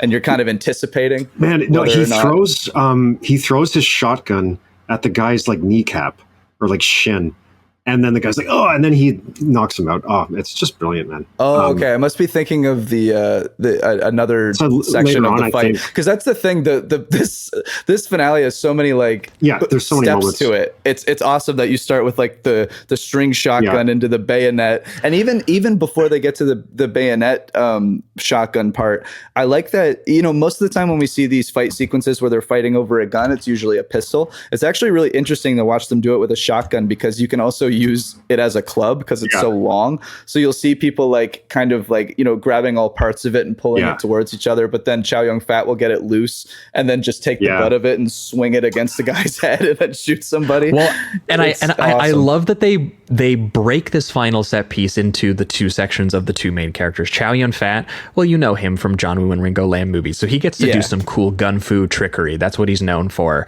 Conan Lee, meanwhile, is running around, you know, jumping from the car, jumping up into the office area, doing some classic like Jackie Chan, you know, just going through dozens of goons, landing lots of spinning kicks, jumping and flipping. The ladder jump, like actual Jackie Chan shit in that case. It's really awesome. But eventually, Lau Kar-lueng is like, we're going to take this to another level. We are going to do a legit swashbuckling chainsaw fight with my pal, Gordon Liu. And it is halfway between, this is one of the most astonishing action set pieces I've ever seen. It's halfway between the manic chainsaw spinning, dancing like Leatherface does at the end of Texas Chainsaw Massacre and the athletically and elaborately and elegantly choreographed like pull fighting that you would see in a Lau Kar-lueng film, like 8-diagram pull fighter. It's like the exact intersection of those things where these guys are exchanging spark-filled blows with operational chainsaws, like they're like clanging lightsabers together, and they're throwing in lunges and sweeps and splits while narrowly slicing their toes off or their chests open. And I promise, like, if you've not seen the film, you have not seen anything quite like this fight. It's wild. The part where he's like underneath Gordon Liu, because Gordon Liu's like on another level and he knocks one of the beams down. And so Gordon Liu's on top, Conan Lee's underneath. And at one point, like, Conan Lee just like saws through the bottom and like pops out at him. It's like so nuts. And the way that they shoot it too is awesome because like he does this big wide shot to cut it, and so you can see Lee below him as he like kicks the platform down so it gets slanted and you can get up there, and you can still see the guy actually up top and his sister. Who plays his sister? Mimi is being I'm not held sure the top actress there. is, But yeah, and Mimi's like still hanging there, you know, as a hostage as the platform is lowering down and falling, and it's just like all these moving parts are pretty incredible. And then there's this one specific shot that Gordon does that's just unbelievable with the chainsaw, where he does like a spin with it and then goes into the splits, and as he's doing he like stabs the chainsaw at the guy. It's one of the coolest things I've ever seen on film. That beat is amazing, and that beat where they've both just done like this like jumping lunge, and it's so massive that they're like both lying down on the ground, and that bit where Conan Lee tries to extend his arm to go right through Gordon Liu's ribs while he's on the ground, and Gordon Liu dodges it by doing a push-up like jump just barely in time for the chainsaw to go underneath him. Like there's just incredible beats like that through this whole fight. And this move you're referencing, Josh, too, is just like textbook like traditional kung fu like move like you would see like in a form, like when they're doing a forms thing. So it's so exhilarating to see Lau Kar-lueng using all this like traditional kung fu movement, but with like shredding chainsaws and sparks and like all this wood. It's so insane. That's the thing. It just feels more, I mean, we've had moments of that where it's like, you know, the kind of environment is being slightly destroyed around them while they're fighting and everything. But because it's so maximalist, it's shotguns and chainsaws and everything else, it has to be, you know, just more destruction. And so there's just so much on screen happening. There's so much posturing as well with the chainsaws. Like it almost looks like this is not their first time dueling with chainsaws. Because like how else would you be this good at wielding a chainsaw? Like, for that to be the choice, like you have this entire warehouse of tools at your disposal to kill this guy, and you're like, no, the chainsaw's the one. Absolutely. There's no one who has practiced with chainsaws enough to use them the way these guys are using them in this. Crazy. They must have been running for the times that they're like, you know, hitting against each other and sparking, right? Like how else would they have done that? Yeah, like, I was wondering that too every time I watch it. Like, how the hell? I mean, I did read that they had some. They were running some sort of like smoke making thing inside of them to make it seem like they were on, and all of that is sound design, and that they were putting steel that like really rubbed up against steel, so to create like the sparks and stuff. So they luckily were not operating actual. I actually don't think chainsaws they would have got like stuck on each other trying to do some of the moves that they're doing with the other chainsaw and like fly back at you like probably very easily. I think that's what's so incredible about it, though, is that it legitimately makes you question whether these stunt guys are that crazy. And like this team was willing to do this because that's just so how well like designed. Physically tangible like it is in terms of how Lau Kar-lueng has staged it, has shot it, and how obviously impressive these like, you know, these performers are physically and athletically and what they're doing. Like it's a very believable illusion despite the obvious cartoonishness of what we're describing to you, and like that's the thrill I think of this entire movie. And it's summed up in, by the time you hit the chainsaw fight, you've forgotten the fact that this movie is like one of the most evil movies in terms of treating women characters. You're just like, yeah, but did you see Gordon Liu fucking swing that chainsaw while he was doing like a fucking spin kick? I don't know what to tell you. Gave that guy his yellow pants. It was a lot of fun. I have a very strong feeling this is also how Brandon's screening is going to go, is that there's going to be people who are a little uncomfortable for a little bit, and then they are going to forget when they leave the review. They're going to be talking about Gordon Liu wielding that chainsaw, and then the bit where Conan Lee kicks the table at him. They do a full wire pull where he gets stuck between the wall and a wood table just long enough for Conan Lee to fucking impale him through that table, and have him come back like slasher villain style and try to do like a weird crane slide across the entire room, just so that Chow Yun-fat gets the double tap moment of blasting him away like he's a piece of like a cow husk on like a meat hook sliding around the factory. And because he's such a damn hero, he's the good guy, of course. Yeah, it's true. I mean, by the end of it, you have to go. These guys were successful. Yeah, they got Mimi back. Got the job they done. Turned Johnny Law back into the police. All they did was lose a witness who they didn't think that highly of in the first place. You know, poor Mary Donna. Pouring one out for Mary Donna. Mary Donna. Yeah. All in a day's work. The police captain gives him a promotion. No, that's not what they say. They say we got lucky. That's some good cop work, boys. They did it. Oh man, what's so fulfilling about this chainsaw scene too is like, you know, hearing about this movie and the climax. It's kind of like hearing about, you know, the zombie versus shark scene in Lucio Fulci's like Zombie 2, and you watch it and you see the scene and you just get to check off this kind of like infamous, you know, just like bonkers scene in your life. It's kind of a cinematic milestone, really, seeing this chainsaw fight. When you watch it, it lives up to it. It is what it is. Like when you watch that, when I watched that Fulci scene eventually, I was like, yeah, that dude actually is like a zombie underwater, like fucking around with a shark, like a real shark. That's crazy. It's just kind of, it's the magic of cinema, fellas. Yep, it is. Yep. Like take the logic and feelings out of it. Just enjoy the chainsaw fight, everybody. And we get a great freeze frame ending too, as same as Tiger on the Beat 2, where they're also all covered in either presumably flour or cocaine. Like they're covered in dust and debris with this, right? Is it cocaine because they're the I'd have to assume it was, if I remember correctly. The chainsaws are going through. The chainsaws are going through the surfboards, which are presumably filled with cocaine, or fake cocaine. So like they're all covered. Yeah, I didn't think about that. I guess I thought it was like wood shavings or something, but it could also be cocaine too. Now let me blow your mind. Imagine this fight scene with the context of them just being like inhaling and being like caked with like cocaine surfboard dust. And that's what it makes a lot more sense. That's why they're fighting with chainsaws. The guy's like, what do I want? The chainsaw. Yeah. But if you look at that, like that, this was a cocaine fueled like chainsaw fight in a fight at the factory. It was just. Oh yeah. When the police captain gives them all promotions, they are high as kites. That is for damn sure.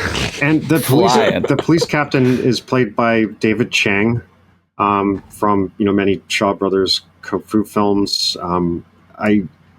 It was kind of fun. I didn't recognize him at first, but Yeah. I was going to say, I recognized him as the chief superintendent from Election. Right. Oh, yeah. He was in the Johnny Throat film movie. Election. He's also in Boxer from Shantung, which is really good. Golden Swallow. I think he's also in Iron Angels and Yes Man. He's in a bunch of great stuff.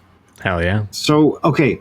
When you guys were talking about Lau Kar-lueng kind of, slumming it a bit in making these films, this was part of like a 3-picture deal he did with, I believe they're called Cinema City. I think they're like a Taiwanese studio. Mm-hmm. And so one of the reasons Lau Kar-lueng made this deal was because Shaw Brothers stopped producing films around like 1986, but he was still considered under contract with them, even though they weren't making movies anymore. And so it actually like prevented him from signing deals with other studios. So it was very difficult for him to get work until he was able to make amends with Cinema City.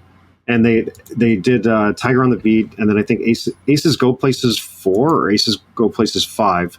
And then they went and did Tiger on the Beat 2. And that was the 3-picture deal he had with them. But because they were a Taiwanese company, they, I think, initially didn't want to work with him at first because he was doing movies primarily in China for a certain period. And obviously relations between China and Taiwan were not great at this time until like 1987 that started opening up more.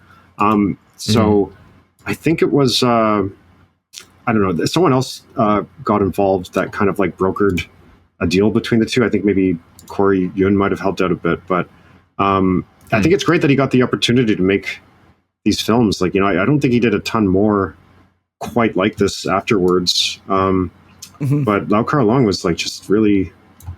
Because then you go back to like the classic martial arts films after this, kind of like, I think with Drunken Master 2, and then that's right. I haven't seen it, but Drunken Monkey I think was another one. That's exactly right. Yeah, it did actually help his career.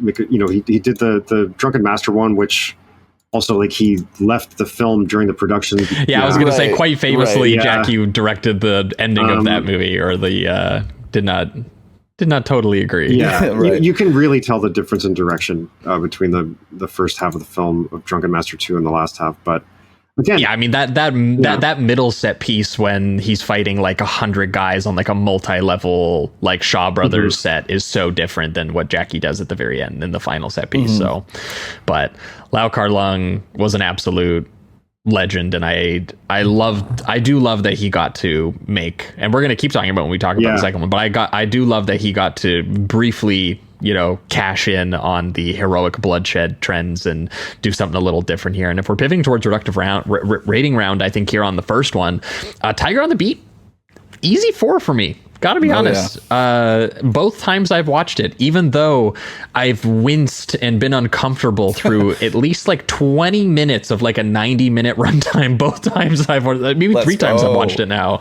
I have a fantastic time with this movie, and I do think that part of it is just the appeal we've been talking about at length here of Lau Kar-lueng, a kung fu wuxia legend, being tasked with doing a contemporary Lethal Weapon post-police story, like goofy buddy cop movie, and also a post-John Woo Ringo Lam, Heroic Bloodshed actioner that Chow Yun-fat. Like Chow Yun-fat followed this up because this was right after A Better Tomorrow and City on Fire. Like it was like 1, 2, 3. This was the third one of that like grouping. And, it's really cool that, someone like Lau Kar-lueng, who had such a prolific Shaw Brothers career, operated in this milieu at all. And so even though it doesn't cleanly nail the tonal combination that I think Jackie often does of like charming slapstick and then legitimately dangerous looking martial arts cop thriller action sequencing, this does at times end up on the wrong side of either being a little too broad or a little too crass.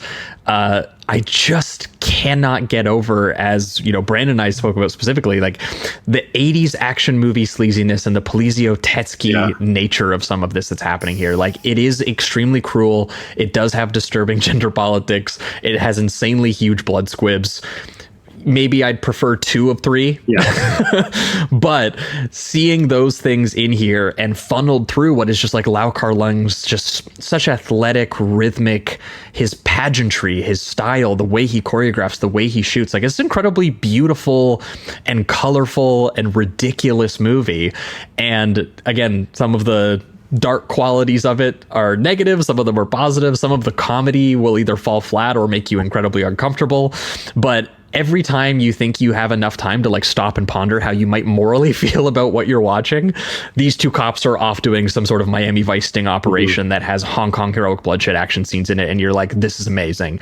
And I think the things that you could easily view as something negative about this film do become kind of amusingly perverse when you do put it through the lens of, here's a spiritually minded martial arts filmmaker who is completely capable of making an earnest and emotional martial arts film, deliberately making something a little stupid and tasteless and gruesome, and just being like, we're on the roller coaster ride, we're going straight into the fireworks factory, and I'm going to do it as kinetically and skillfully as I can anyway. And the tangibility of these action set pieces, the nastiness, the violence of them, and the athleticism of them. Like, there's incredible stunt work here. There's incredible stuff where you're like, how did that stunt guy not die? And then you get to the end and you get Chow Yun-fat just throwing a shotgun on a rope around corners, and you get Gordon Liu fucking doing a swashbuckling chainsaw fight. By the end of this film, I'm completely won over by it every single time. So easy for it. Yeah, I'm right there too. Honestly, the first time I watched this, I almost fived it. But it's just like, I saw that ending finale, and I just saw the Chow Yun-fat drip and all of the just like this crazy mix of all these like kind of troublesome things, but then also this like popcorn blockbuster fun. It was just something I hadn't really seen before, at least in this exact tone. And so I was like, it's just so unique. That being said, as I've seen this like 3 times now. So now that when I rewatch it, I do think that some of it, is obviously goes too far, as we've discussed plenty. I do wish that, Mary Donna's character wasn't treated as poorly as she is, but I do think that Nina is really good as that character. When those moments are occurring, and even when she has to do like kind of match Chow Yun-fat with the kind of really crude slapstick sex comedy stuff, I do think that she holds her own in that regard. And so some of those moments still work for me, but it's just like the torture sequence of when he's doing the second interrogation definitely doesn't work, because there's no real retribution. It feels like it could be a mask off moment for his character, but it never goes anywhere. So it just feels just completely ugly. And then they still want you to have fun with his character. So it's just kind of troublesome in that way. But that being said, I mean, Chow is it sucks in a way that he's so cool and charming and fun, that it's hard for me to hate him. And when he's doing such terrible things in certain moments of this film, you can't help but feel just gross for enjoying yourself a little bit. But it's just, once you hit all those highs, it does kind of mask it and make you forget about those moments for a little bit. So it'll never get to the 5 for me. I think I've accepted that at this point, but he's tried. I've tried to justify, but there's certain moments I definitely can't. But it's still, I think a lot more of it works than it doesn't. And so at the end of the day, I still really love this film. And some of the troublesome moments kind of remind me of, like you guys were saying, of those Italian Poliziotteschi movies where they're like, what was that one we covered, Josh? Was it Live Like a Cop, Die Like a Man? Live Like a Cop, Die Like a Man. Yeah, it reminded moments of this movie definitely reminded me of that. I wanted to bring that movie up earlier, actually, so it's crazy you just mentioned it. I also want to Poliziotteschi. If you could just dub that over me saying Polizietti earlier, mispronouncing it, that'd be awesome. To be honest, anytime I say a term like that, I'm afraid I'm not saying it correctly. Just leave it in. So. It's okay. I never know how to pronounce it. But yeah, no, it's a great movie. I mean, if you can just get past some of the troubling moments in it, I think it's well worth, for just like the spectacle, the maximalist nature of it. It's just like the unbelievable clothing, the drip is crazy. So yeah, just an insane finale, unbelievable stunts when they pop up. I do wish there was a little more fighting, honestly, which is kind of interesting, because I think there's more fighting in the sequel, which we'll be talking about. Yeah. But then there's almost like this strange thing I have about the sequel where, obviously I don't want like these like just outright troublesome moments, but there's a little bit of that almost like gritty, like I don't know, stuff that I'd have to kind of wrestle with that is lacking from the second one. It's a little more clean. It is, yeah. And I wish we could find like a perfect balance between the two. But regardless, I love this film. So yeah, 4 out of 5. For you, Brandon? I want to give it like 4.5, maybe even 5, but I'm gonna just have to give it an even 4, because like it's really the only times I feel like this movie is a 5-star movie is obviously like the end, and I mean, while there's not a ton of action throughout, we do get basically like kind of like 2 climaxes, I guess, that are just have this kind of cascading effect of like, hell yeah. But I think I'm just gonna the underwear chase and the bit at the docks are very impressive action sequences that I think people would talk about more if they weren't so overshadowed by where this ends. Exactly. I would say, the only 2 things that I'm afraid we didn't bring up was T. Lung, the owner of that bar that they go and have a drink at one point, and they sort of have a little tussle, Conan Lee and T. Lung, because T. Lung is upset with Chow Yun-fat for making a fool of himself, because like, people have been talking about how you like passed out and pissed yourself. He's like trying to help Chow Yun-fat save face, and once he finds out that Conan Lee's the guy that like kind of was involved and let it happen, he's like, how could you let this? So they're both kind of like testing their metal or whatever. They have this like really like firm kind of extended handshake, and then they just straight up start fighting. And he's like, Conan Lee's like, I'm a cop, I'll arrest you for attacking a police officer. It's just like, you can't arrest me. You can't arrest the owner in his own bar. And you're like, oh, like, I mean, obviously that's not true, but that's, yeah. They had a good fight scene. Also, did we forget to talk about the posters in Chow Yun-fat's apartment or Yes, house? Please bring that up. Because if we did, that's, I would be remiss, but you can see not only like posters, but even like magazine cutouts of stuff like, Cobra, Rocky 4, I think, Rambo First Blood. Cobra is so instructive. It's just really, and then I think you also see a bit of like Madonna and random other stuff sprinkled in the background, but it's very much just like, this is not far off from what my teenage, bedroom was like when I had tons of posters and stuff up. So. And it's definitely very telling too, where it's clearly the inspiration is coming from for this film and its mindset a little bit. So and I mean, we'll see Stallone make a little bit of a feature, kind of, in the sequel here. So, hell yeah. Yeah, I'd like to talk more about Conan Lee, but we can save that for Tiger on the Beat 2. Let's do it. Yeah. We can really get in. I'd love to hear more about Conan Lee, because I mean, this was obviously going to be, his movie star moment, and here's the one where he gets to have the sequel. Oh yeah. So let's do it. Let's wrap it up here for Tiger on the Beat. But we're gonna be right back, and we're gonna be talking about Tiger on the Beat 2. So stick around. Yeah.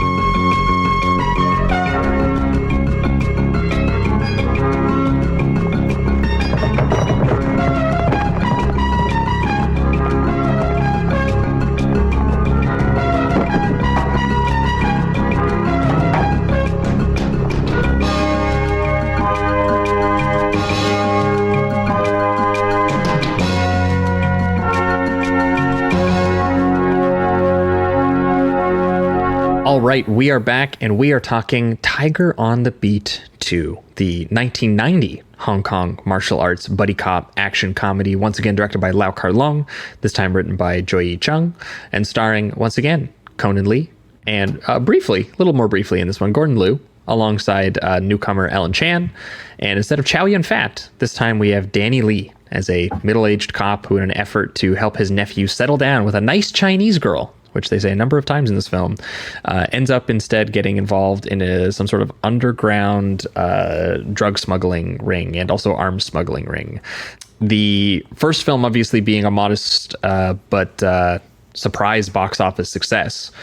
Chow Yun-fat, I'm sure, certainly helped with that, who was on the precipice of being, if not already, a massive Hong Kong star, resulted in pretty immediate interest in a sequel. And, Chow Yun-fat, I believe, didn't return either to make, I was looking this up and I couldn't figure out which one it was. It had to have been some combination of Love and Death in Saigon, or with Choi Hark, or God of Gamblers with Wong Jing, or All About Ah Long with Johnny To, which I think is his racing melodrama, all of which are perfectly fine things to want to make instead of this. But instead of continuing Like with the loss of him, it seems like they said, we're not going to continue with the same characters. They just came up with a whole new plot and setting, characters. There is enough continuation, like I think tonally and stylistically, because so many people returned, that like it does feel like a sequel, but it is a sequel in name only. Like there's no continuation of the characters, because I know you guys were just so in love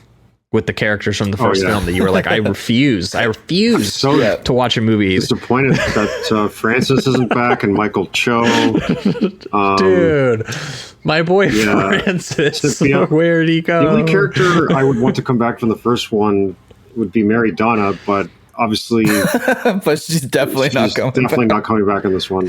I mean, I'm also okay with the fact that they were just like, look, Gordon Liu can just play another henchman. It doesn't matter. Make him another henchman, and this time give him a wig. He's like 75% more like yacht rock. Like he's more dripped out for sure. I love that there's so much of this takes place on a yacht as well. It adds another, element. Gordon Liu is literally like a yacht drug dealer. Like that's his deal, which is like a character he otherwise has never gotten the opportunity to play in his life. Definitely not. Usually he is a Shaolin monk, like tortured by some sort of like by war and religion. And here he is like a guy with hair with supermodels,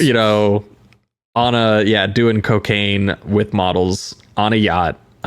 It is ridiculous. But Brandon, before we get too deep into here, give us a little bit of the you wanted to get into the Conan Lee story a bit. So give us a little bit of the Conan Lee story, especially because I know that it does overlap quite a bit with one of the big stories on this film, which is that Conan Lee obviously did get hurt making it. And from what I understand, it kind of hurt his career. Yeah, I think that had a element as well. But starting like earlier, a lot of his heat came from the success of Ninja and the Dragon's Den from 1982, which is directed by Corey Yun. It's about like a Japanese martial artist and Chinese martial artists. Their masters are killed and they kind of have to like reluctantly like team up. And Conan Lee is in that film. And Corey Yun was like quite impressed with him. And this, he was on set to be kind of like a really up and coming action guy. So there was some banishment though that happened to him after Ninja in the Dragon's Den, and it's a little bit confusing, but essentially he had a relationship with Corey Yun, and so Conan Lee ended up having some kind of really weird contract dispute with the Taiwanese producers behind Cinema City, and he kind of like got incidentally like blacklisted according to some reports.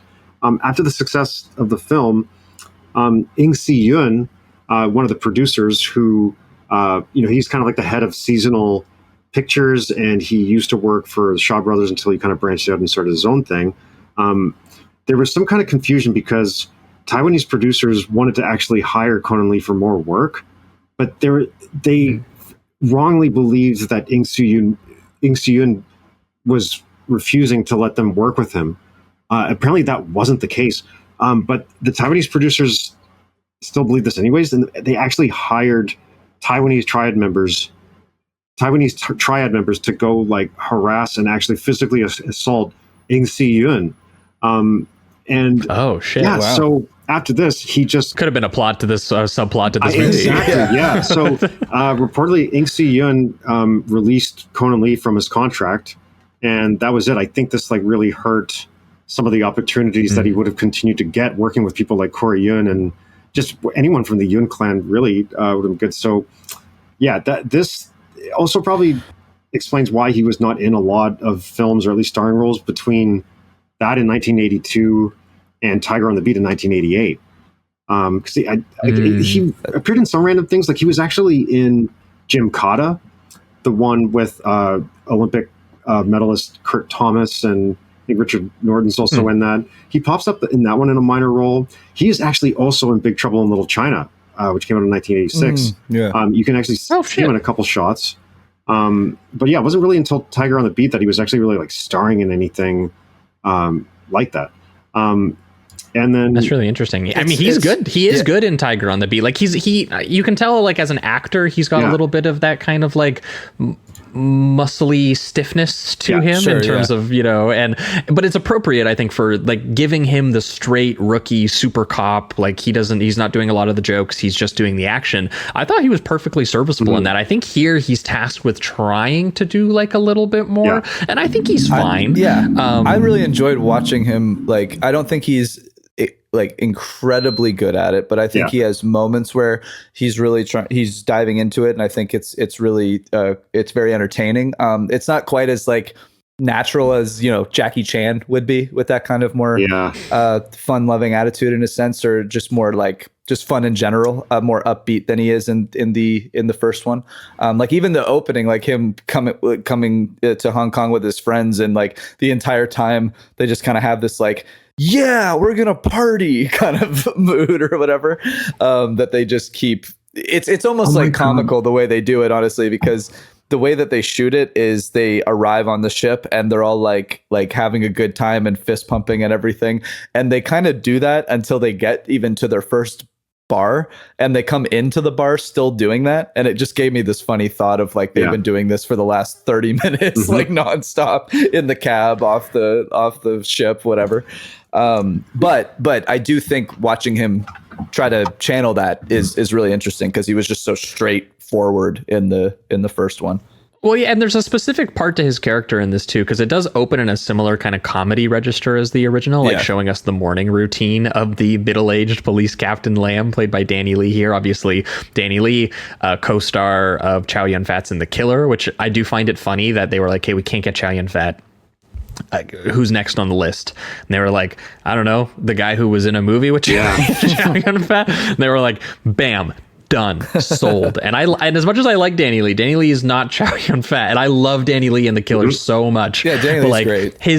His presence is not the same as, like, he doesn't have that magnetism that Chow Yun-fat has, and I think as a result they have his character plays a much different role. He kind of defers himself a little bit to his nephew character here, but I do see Brandon's point that like that's a more likable relationship, I guess that you could say, even though it's more accessible. You don't even though it's equally broad and kind of silly in the sense that, like, he's like waking up late to his neighbor informing him his car's being towed. He's receiving a phone call from his sister that his immature American-born nephew named Buffalo, played by Coded Lee, is going to be landing in Hong Kong, staying with him for a bit. And she deliberately tasks him with find him a suitable and nice Chinese wife. That is like the main kind of recurring comedy, domestic comedy between these two characters, is that this is an American-born guy ABC, American-born Chinese, baby.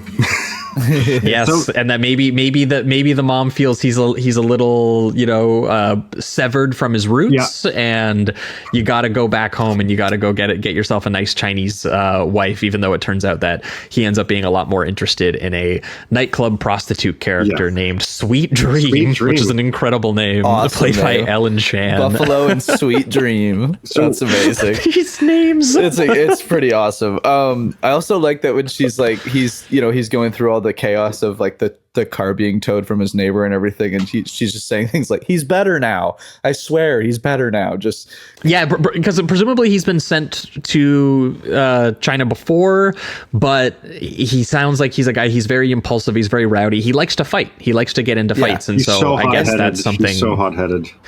And even though we see that in the first scene where he meets Sweet Dream, and like literally he finds out that she's in some sort of trouble. He doesn't even know what kind of trouble, and he literally just gets into the bar fight, and he's kicking goons like across the room. He's breaking people through tables, and at one point, literally his uncle cop comes in and is like, what is this all about? And he's literally like, I don't know. Some guys were chasing a girl or something. And I was like, hey, great opportunity for me to fight, because I love fighting. Yeah, it's true. I do like too that they don't stray away from Danny Lee's character also kind of being into like violence, I guess, because when he goes down to confront the people that are towing the car, he does this weird trick where he like at first has them beating up one of the guys so that he can like get them in trouble because he's a cop.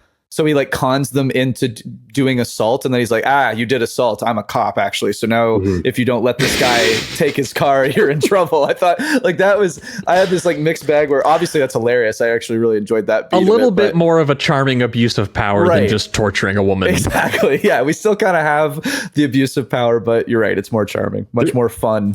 There's so many times in this film where Danny Lee like will pull out like his badge and his gun and be like, listen, I'm a cop. Let's not fight. He does try to de-escalate in this film. Oftentimes it does not work, but the intention is there. Also, like Conan Lee Buffalo being ABC, American born Chinese, it kind of makes him even more of an eligible bachelor for a lot of these like Hong Kong girls, because they would love to. They try to set him up with like 20 different women. Exactly, and they would all want to be with him because they would just presume like, we could emigrate to America. There'd be more opportunities, which is kind of like a theme that comes up a lot in this film with him trying to settle down with a nice Chinese girl. And it doesn't obviously work out in that direction, but he's a muscular hunk from LA. Exactly. Yeah. What's not to like? He needs that spice. But he needs a little bit of trouble. He can get you a bulletproof vest if you need one. Oh man, he's got tons of those. Classic comedy scene. Did you notice also how many pairs of suspenders are in this film? Everyone is wearing suspenders. I actually don't know if I picked up on that. So many outfits with suspenders. It's actually wild. I couldn't help but notice it. Curious whose decision that was. But this term ABC, American born Chinese, we had that here actually in Canada. We would use the term CBC for Canadian born Chinese. And if you weren't CBC, you were a FOB, which is like FOB, which is fresh off the boat. Oh my either god! Yourself or like generationally, and those were the two types of Chinese people, like at least I don't know in my school and upbringing that people would use. Well, so. I have to ask you, Brandon, is this true to your experience then? When you watch Tiger on the Beat too, do you go, this is an authentic depiction I felt seen in that moment. Yeah, I thought it was you are Buffalo. I do know that you'd be a pretty good friend to have in a bar fight. Yeah, it's definitely true. I also I work at a bar, right? So I know I know how to fight in a bar. Is what I'm trying to say. Specifically a bar. I need the tables and chairs. It's like a lot like Roadhouse. If you ever seen that movie, that's the kind of bar I work at. Oh yeah. Yeah. We need the tables and chairs surrounding you, or you're just useless. Yeah. Anyways, no other environment. So I really love this uncle nephew dynamic because Danny Lee he's playing the grumpy uncle. He's doing this begrudgingly. Dude, he's unk. He's unk. Yeah, He's playing unk. He's so absolutely unk. Like you can tell he's annoyed that he has to just all of a sudden take in, like, maybe, I don't know how close he is with his nephew from the States, but all of a sudden the nephew's coming to live with them. Now he's tasked with like literally finding him a bride, and that's a lot of work. Which I love that he passes on to his neighbor buddy, and he's like, Jim next door, get me a bunch of nice girls for my nephew. And then when he comes home, it's after like a stressful, like having to diffuse a fight situation with him at the bar where he met Sweet Dream. And that is the moment where he gets in, and there's like a surprise, like welcome, almost like a birthday party. There's like, they got like clown hats on or something. And it's so funny how he's just like, what is this? What if he's like, I brought you a bunch of girls for your boy. He's like, get them out of here. I don't want any part of this anymore. And that's the same scene where the nephew then pulls out, look, I came from LA, opens up his duffel bag. It's filled with like cans of American food, I guess. Yeah. And then also a bulletproof vest that he gives to him. And that was one of my, I couldn't believe that gets paid off at the end of the movie. This stupid scene where he's just like, here, try it on. And then he pulls his gun out of his holster and goes, here, let me test it out. And he's like, you can't fucking shoot me. And he goes, it's fine. He said I can get a refund if it doesn't work. He's like, if it doesn't work, I'll be dead. Yeah. What are you talking about? They eventually use that as like both a comedic beat and a harrowing moment in like 5 seconds flat later on. It actually does kind of work. And I also love the physical gag of when he gets surprised by the surprise party with all the girls and the neighbor. His first instinct is to take out his gun and point it at them. Like that's the first thing he does, and it just feels so violent for such a fun environment. It's very funny, and then also just the way that they're interacting with each other when they're like joking around testing out the bulletproof vest. The amount of times they like put a gun to each other's heads is just insane. And I again, this film kind of has that balance where it's leaning a little bit more into, I think it's like more silly comedy, but still trying to have a lot of the gags still revolve around like violence in some way, guns, bulletproof vests, like the foreseeable violence, whatever it is. Well, they still need to set up that, just so you know, this is going to have like police story-esque chase sequences, and like the big first one they do where they're going through the middle of the downtown core, and it's the one that Brandon highlighted at one point that contains one of the or maybe it was off mic, I can't remember, one of the scariest stunts gone wrong to be featured in a movie, which is pretty much up there with the other one that we talked about a lot, was the Road Warrior one with the guy who flipped into the ditch and he like missed all the landing boxes, and they left the shot in because they were like, you know, he didn't die and it looks amazing, so good for him. And the same thing here, it's Conan Lee who basically chases a guy down a like an overpass like bridge, and two bad guys jump before him. They jump into a bed of what I think is like a construction truck carrying coal, which is already insane to watch itself. It's a crazy stunt as is, like landing into the back of a moving truck. Like the other one lands is on the other stunt is two guys doing it in the same shot. Yeah, it's the first guy jumping into a truck with boxes in the back, and then it's Lee trying to follow him. And from what I understand, the goal was that he was supposed to hit the street post. He was supposed to slide down it about 3/4 of the way, like a fireman's pole, and then he was supposed to sort of like kick off of it. Yeah. And that was meant to be sort of the whole move that he was going to do. And they told him that they were like, hey, look, we could cut this up a bit. And he was like, no, I'm going to do this. He's going to do it in a shot. He's going to do it Jackie Chan style. And they do hold this shot of him missing it, overshooting the pole, and I have to assume breaking his ankle, his ass, and cracking something in his head, because that's it looks like. It's a harrowing fall, and it's a stunt that's legitimately so painful looking. They repeat it and slow it down for you in the film editing to be like, take another look at that, by the way. And apparently he was actually injured, and they weren't able. They had to delay the production of this film by like months because of this, which makes it very funny that when they came back, the thing they reshot is him jumping up and being like, I'm fine. Yeah, I was just gonna say it is wild too, because they had to use it, right? Because it's the only one that they had. So having him get up in that exact same position is very interesting, because you're watching it as a stunt in your brain. You're like, there's no way they faked that. That is the most realistic man falling I've ever seen in my life. And then when he immediately edits to get up, you know, the movie magic kicks in and you're like, okay, I guess he's fine.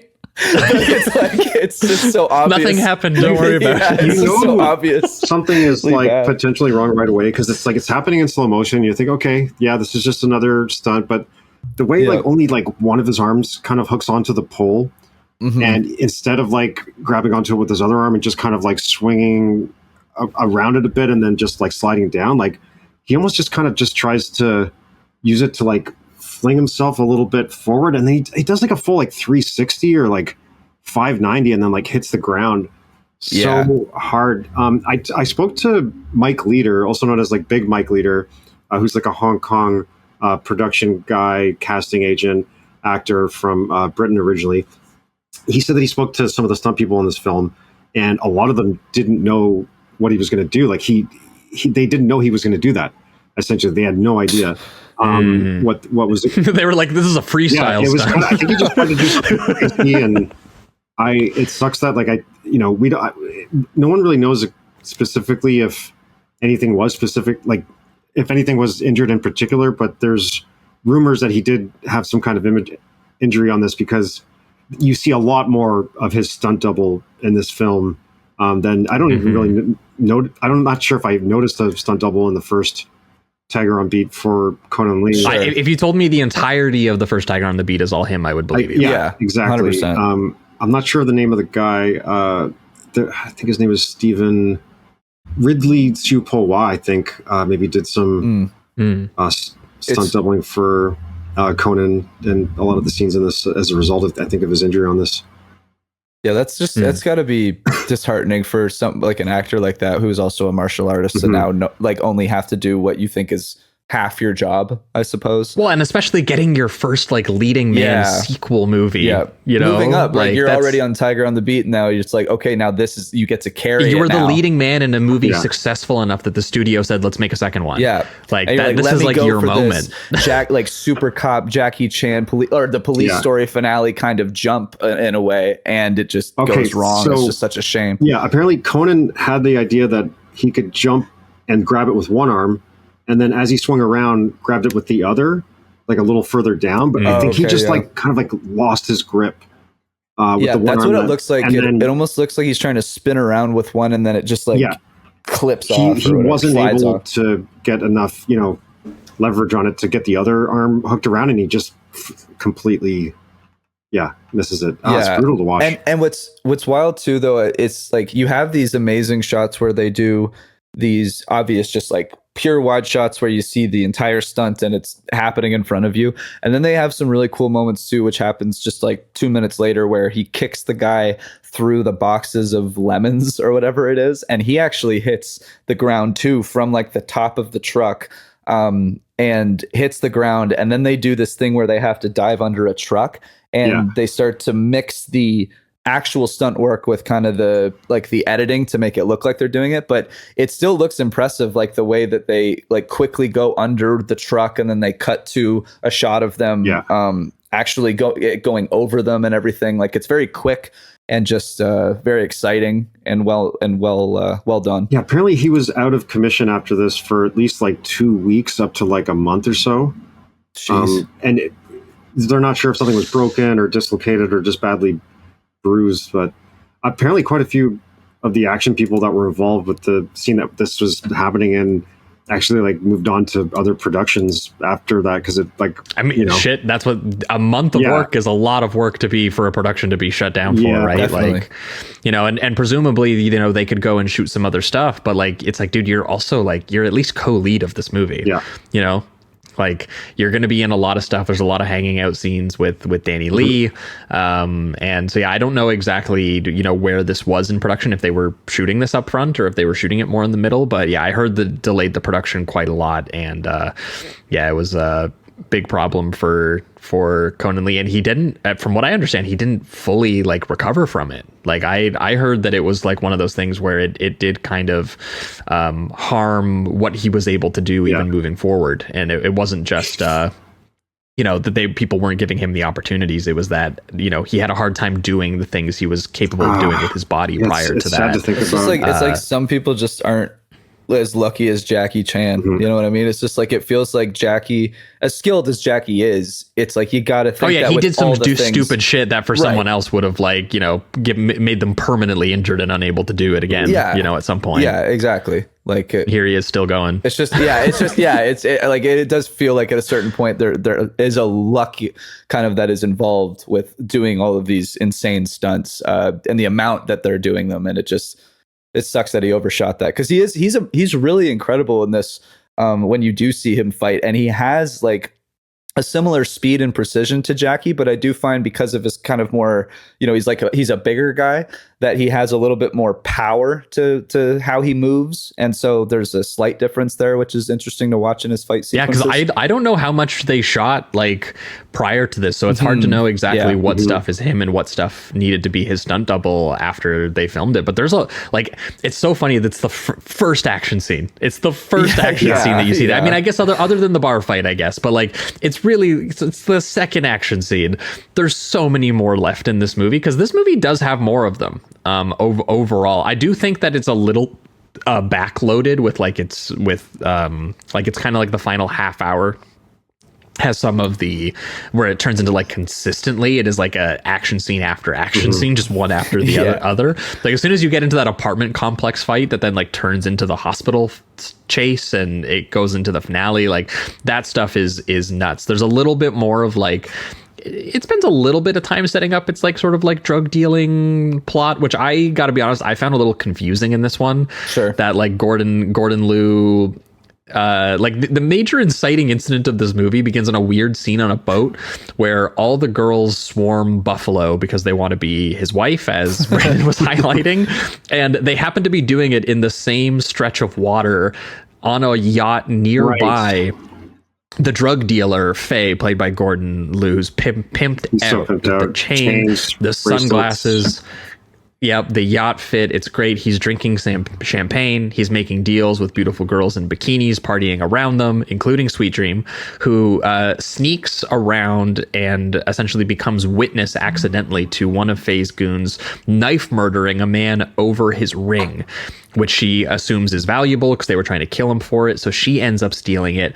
She ends up being caught seeing this and leaping from the boat onto Lamb and Buffalo's boat, which is it's like such hilarious, just like coincidence. Oh yeah, writing, beautiful. Where they are like, she just leaps and there's a cop and his nephew are right there, and she's like, they just killed a guy in that boat, and they literally go in and look, and they've already covered it up. There's like a scuba diver underneath the boat holding the corpse. There's people having sex in the bedroom, being like, there was no murder in here. Literally 15 seconds ago when she jumped out. Dude, all those details of the cover up were just so incredible and just so they just felt like incredibly silly. I love the scuba diver one, made me laugh so hard. I fucking love that. The scuba diving is a great gag because when Gordon Liu pops out the back of the boat and goes, damn, how did we get away with that? And just rises with the scuba outfit and the body. I also wanted to kind of give a shout out here to Ellen Chan too, because I thought in certain sequences, she's doing some of the, at least it looks like it, doing some of the impact stunt work where she's like getting thrown around or put through a window, or there's even a part in this where she's running up the stairs from the killer and he grabs her one leg and she ends up doing the splits and like gets pulled down the spiral staircase. And I think I've actually seen that done by like, I don't know if it was Jackie, but it was one of the other martial arts movies that we've seen where it was a similar thing where some guy is like, as his defense, because someone grabs his leg, he does the splits to kind of like give him some distance or something like that. And I don't know, there's multiple moments where Ellen Chan seemingly, I think it's her, it doesn't look like a stunt double, or is doing these things. And I was just really impressed because when I looked her up, I think she's just but like a musician and an actress and not a martial artist. And so I was just kind of impressed by some of the physical that was just the Hong Kong industry. They were like, is this a beautiful woman that we can just hurl off of a building or something? That was kind of what they... glass. I actually read up because I forgot to mention in the first Tiger on the Beat, we were talking about Nina Lee, who before she married Jet Li, I just forgot to mention this. She was Miss Asia 1986. Oh wow! Holy shit! So that was, and I only remembered that because she actually plays that in the Seventh Curse. Oh, crazy! So like they used her as like Miss Asia 1986 in the movie, and I was just like, oh yeah. So that feels like the Hong Kong industry. They found a beautiful Miss Asia, and they were like, would you be okay being thrown from a boat by a Cinema City Hong Kong action star on the rise? Yes, please. Or Gordon Liu, legendary. So yeah, but that is it. That is as easy as the setup goes. Even though what's very funny is, as a result of the cover up being so quick and so good, the majority of this movie is our good Unc here, Unc Lamb, and his nephew Buffalo. I'm more Unc, it's more Lamb, but literally not believing her for about 75% of this movie that anything is wrong. He's so skeptical. Yeah, he's like, this is just a troublesome girl crying wolf. She's a bad girl. She's a prostitute. Why do you want to hang out with her? We shouldn't even be near her. He spends the whole movie doing that until like the third or fourth time someone tries to murder her. And then he goes, yeah, okay, I kind of saw that one a bit. Someone's trying to murder her. She might be onto something. I love when Buffalo goes to her apartment and the one roommate is just watching Rambo 3 or so, whatever the fuck. Awesome. That's so awesome. Continuing the also tradition. the sex comedy humor of that when he goes back with her to like stay with her and protect her because he does believe her and or at least a little bit more like, I'll be your personal security. Yeah, don't worry. Even he's if into her, even if there's nothing wrong, I'll go back to your apartment and hang out with you for a bit. He takes a shower at her place and he comes out nothing but a towel, and the roommate is like, whoa. Strong man. Yeah. I need someone to watch Rambo with me. I gotta get with this guy. And I love that it gets like, sort of overlapped with the action sequence, because of course this whole sequence is an assassin eventually sneaks in and tries to kill Sweet Dream with a needle injection while she's showering, which I honestly felt, I was like, is this going to turn into like a category 3 movie or something? Like, is it going to go like softcore porn on it? Well, this killer feels like out of one of those movies. And there's this amazingly stupid gag where the roommate is trying to have sex with Buffalo and he barges into the bathroom, kicks the assassin out because he sees what's happening, and then covers his eyes and runs out going, oh no, I didn't mean to look at you naked, I was just trying to save you.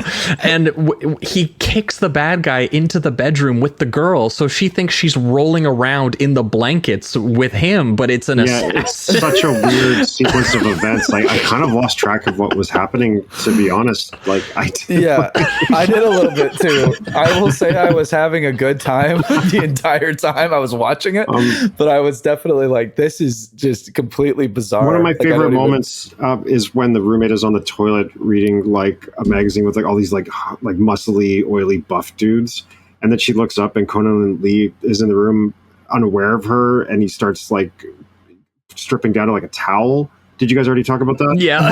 Oh my god, that scene is so funny.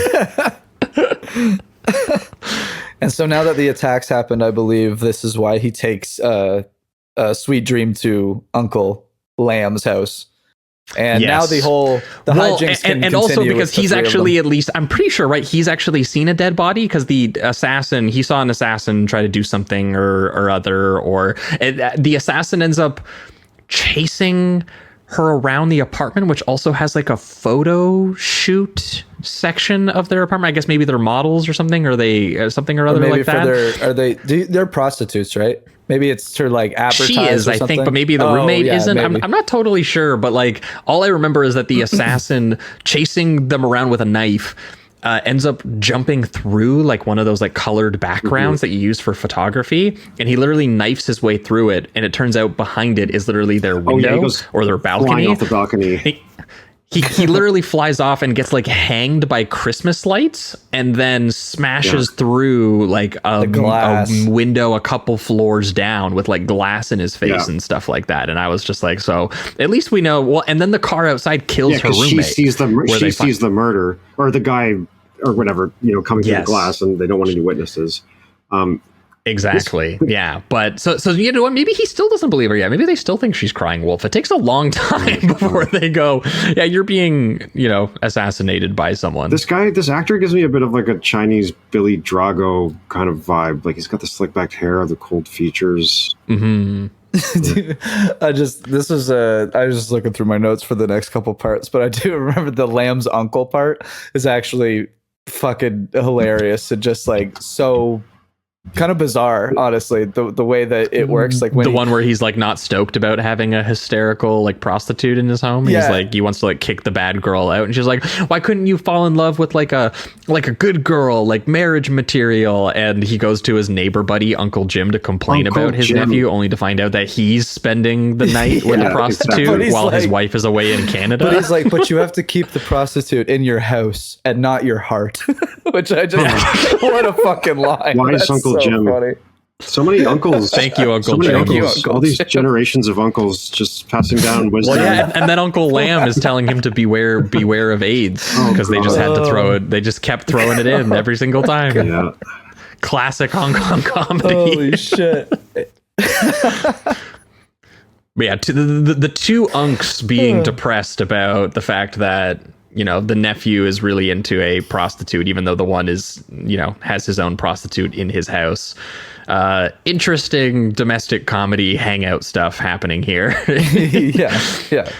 And this is where I think didn't quite love it as much as the action sequences, I'll say, for this one. No, for sure. I think some of it is kind of funny, but I think a lot of it gets a little bit. It's fine. Like I like the thing with Buffalo and the bulletproof vest, and some of it's fun. Yeah, absolutely. And I think even some of the gags that are within these moments are funny. It's just that it goes to certain places where it's like it almost gets confusing with how bizarre some of the choices are at a certain point. Speaking of bizarre choices, I have to bring this up, but there's a scene when there's a phone call made to the salon where Gordon Liu is hanging out. I'm pretty sure, he's with some of his gang. It also just seems like the salon is just open for business. There's other people getting cuts in the background, and they're on the phone. And they're trying to make her cousin call her, right? To lure her in or make the deal or something. Because they're saying, you have our ring. We want our ring back. If you look at Gordon Liu's hair in this scene, it is now clear. He's just had a haircut. It's a little bit shorter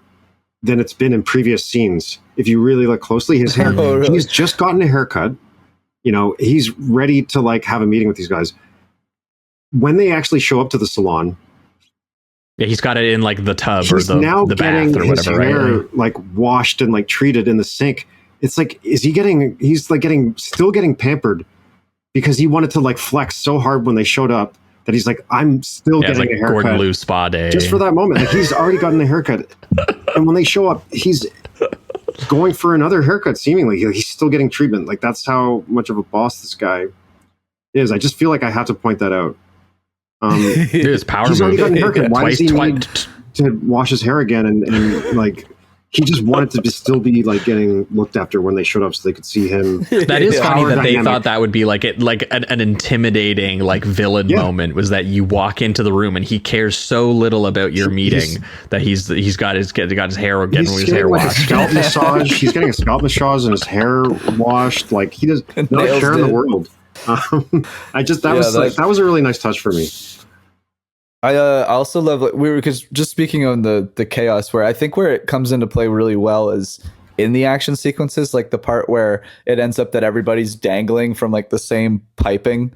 In that that's an amazing that whole fight sequence. That's actually the first I love that stunt that we saw early on of the, I mean, maybe not loved, but I know what you mean, probably ruined his career, but it was the moment where I went, oh fuck, pretty crazy stunt craftsmanship. But it was the apartment complex fight scene was the one that it hits in this one where I went, okay, not there's Lau Kar-lueng, and there he is, and there's Unk. And it's also not just because it's an impressive stunt, but it's all of the moving characters coming together in that moment. It feels very well just thought out step by step. What's even like the fact that they're on the outdoor staircases, concrete staircases at one point, then they move to the rooftops, and then you have Conan Lee sort of hanging off the edge of the pipe because he's followed Sweet Dream, I think, onto some steam pipes that she was trying to cross a bridge that ended up breaking and falling. So they're hanging off the edge if you were hanging off the edge of a mountain or something.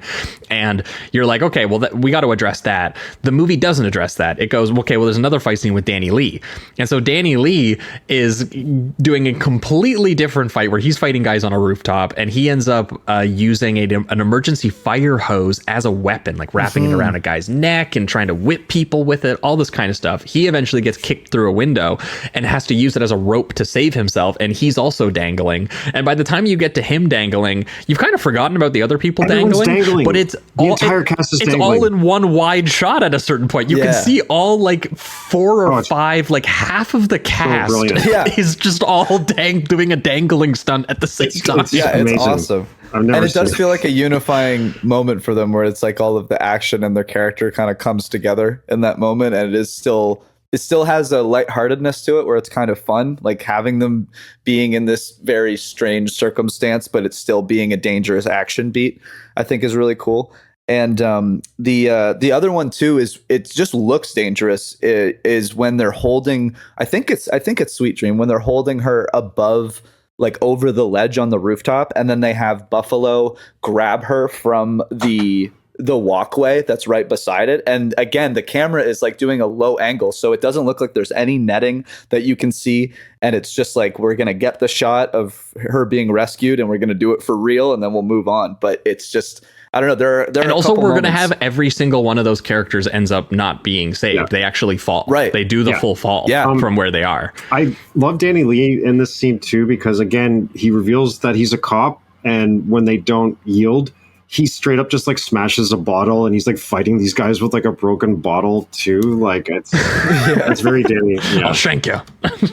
And this turns into the kind of like, again, it's got a mix of, there's still some violence and some aftermath of like an actual outcome of like bodily harm and everything, but then there is I don't know, I've always found it to be a comedic beat no matter what, when you see somebody in like a full body cast, which happens directly after it's this. great. You're like, Ellen Chan spends a good portion of the rest of the movie in a cast. yeah, just like full And then body. also, I think it's the Maria. female cop they made into at Run Point ends up helping them in this set piece and ends up in the full cast, because like they literally all fall. It's crazy. Yeah. And they end up in the hospital, and then they do a whole hospital set piece of them all in the hospital as well, which is great. There's like a scene where someone like breaks out of their full body cast and starts fighting. That's her. Yeah, that's Maria. Yeah, She starts fighting with like defibrillator pads in her hand. I'm like, this woman is like the MVP of this film. Like it's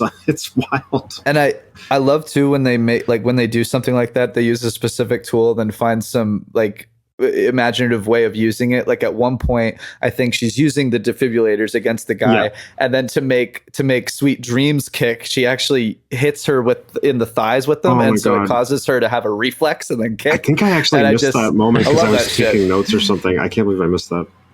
Oh, it's just it is very quick. Again, all these little things that they do. So it can be. I mean, I love that awesome. that both Buffalo and Lamb know that the assassins, because at this point, after the apartment set piece, that's the first set piece I think where they both see that she's attempted to be murdered, or maybe it's during the salon set piece as well, and they have to go kung fu mode on all the sort of like goons in there, because she doesn't end up taking them the key. I think she puts the key in like the fish tank in Lamb's apartment for safekeeping. And so they understand that either way, goons are coming to kill this woman and they need to protect this woman. So they disguise themselves as the women in casts with wigs on underneath hospital bedding. So that when the assassin breaks in stealthily to be like, I'm going to kill this woman, he pulls open the sheet and bam, it's Danny Lee popping out and being like, now we're on you. And then that's when he tries to burst into the actual room that the women are in. And that's when the lady cop bursts out of her full body cast and tries to defibrillate like an assassin to death. The guy tries to stab her too, or is it Conan Lee? And like, there's like a trap door in the stretcher, and the person falls through it, so they're not stabbed. There's so many beats to this. Yeah, that's the thing about them, is that I feel like that's the part that just happened. Yeah. These sequences move very quick, and they have a ton of like really great ideas in all of them. And I loved the bad guys trying to escape with the hostages underneath the sheet. That makes them look like they're a Scooby-Doo ghost, like driving away, like during the car chase. But like literally, he has hostages, and he's like, boom, shoots one underneath the thing, and a body falls out. It seems so lighthearted, like, oh my god, they're just hiding under the sheet, and all of a sudden, boom, someone gets shot, and the body's just discarded out of the way. You're like, oh. And what's funny too is like as he's transferring from vehicle to vehicle, like first he's just on foot, then he's in an ambulance, and then he's in a motorboat. He still has the sheet over him the entire time. And there's something about that image that is very just, I don't know, kind of strange. And also, whoever it was, whether it was Conan Lee or whether it was Conan Lee's stunt double, because they filmed it after, the stunt where Buffalo drop kicks his way into the van's back windshield as it tries to back into him and crush him in that tunnel. Super cool. Amazing, killer, amazing stunt. Yeah. Also, I think I read your review, Josh, so I think that you had the same thing. But the subtitles, when they start arguing at a certain point, there's this one part where they start going like, "Fuck you, fuck you, fuck you, and fuck him." And in my subtitles says "fart" every single time. Yeah. So every time they were like, "This farting farter over here," whatever they would do. Yeah, I was wondering if the new 4K shout releases are going to keep this in. This feels like an essential actual part of the movie that characters just say "fart you" a lot. I wonder if there's going to be a new translation. Because can I read you a line of like an actual sentence in this film? Yes, please. Damn fool! I fart your car. Why are you on my way? Fart you? ? What are you farting? I fart them! ! What are you farting? What are you farting? I fart them! Like this is. Oh It's yeah, a wild it thing. was good. This is poetry. They need to leave this in. They gotta leave it in. Oh my god, that was. I'm sure it's exactly what it translates to. Oh my god, yeah, it was very fun. I'm assuming it was just the mistake of whatever subtitle file I had, but it was wonderful. It was charming. Look at this is how if you wanted to watch Tiger on the Beat too, you know, it wasn't always you know, we weren't always living in the boutique Blu-ray market we are now, where you can get any, you know, piece of trash that was ever made on 4K. I mean, even the file that we could find is like what, 720 or something like that. Like, maybe. Well, because that's because the 4K hasn't come out yet. Right. But the 4K for this and the first film are going to be coming out sometime. And I mean, wink, wink, nudge, nudge. I mean, Brandon's going to be screening Yeah. the 4K of North American premiere. Tiger. I mean, I gotta say that's right. So if you, I am so mad I can't be there because I will be on my honeymoon. But I would highly recommend everyone go and see this because I can't wait to see what some of this action looks like. Especially this one, because this one was in subpar quality, the sequel. Yeah. I wonder how this fucking, if my opinion of the action set pieces is even stronger when I can see them a little bit better. Absolutely. That was something I was thinking the whole time, was like, I'm actually having a blast with this. I just wish I could see it a little clearer, but it's like it, because it does still, like, a lot of the shots that he sets up, the action sequences themselves, it's very well shot. I don't think it's that, you know, it's still, I mean, we're still talking about the same director. So, you know, it's still Lau Kar-lueng. It's still him doing, you know, on location, like cop actioner craziness, but throwing in the kung fu athleticism he's so known for. It's really cool. Yeah, absolutely. Even though we don't get like a crazy dueling chainsaw fight at the end of this film. No, no shotgun trick. You know I think they do this instead is you still get this kind of like gory set piece where Conan Lee is like running across all this broken glass, so it's kind of, you know, referencing Die Hard. I was trying to figure out if that was a Die Hard. It must have been. Die Hard came out around this time. They must have had that in mind. But you know, I mean, we already know that they were referencing Cobra and Lethal Weapon, and like they were paying attention to what was going on in the Western action market in the 80s. Yeah.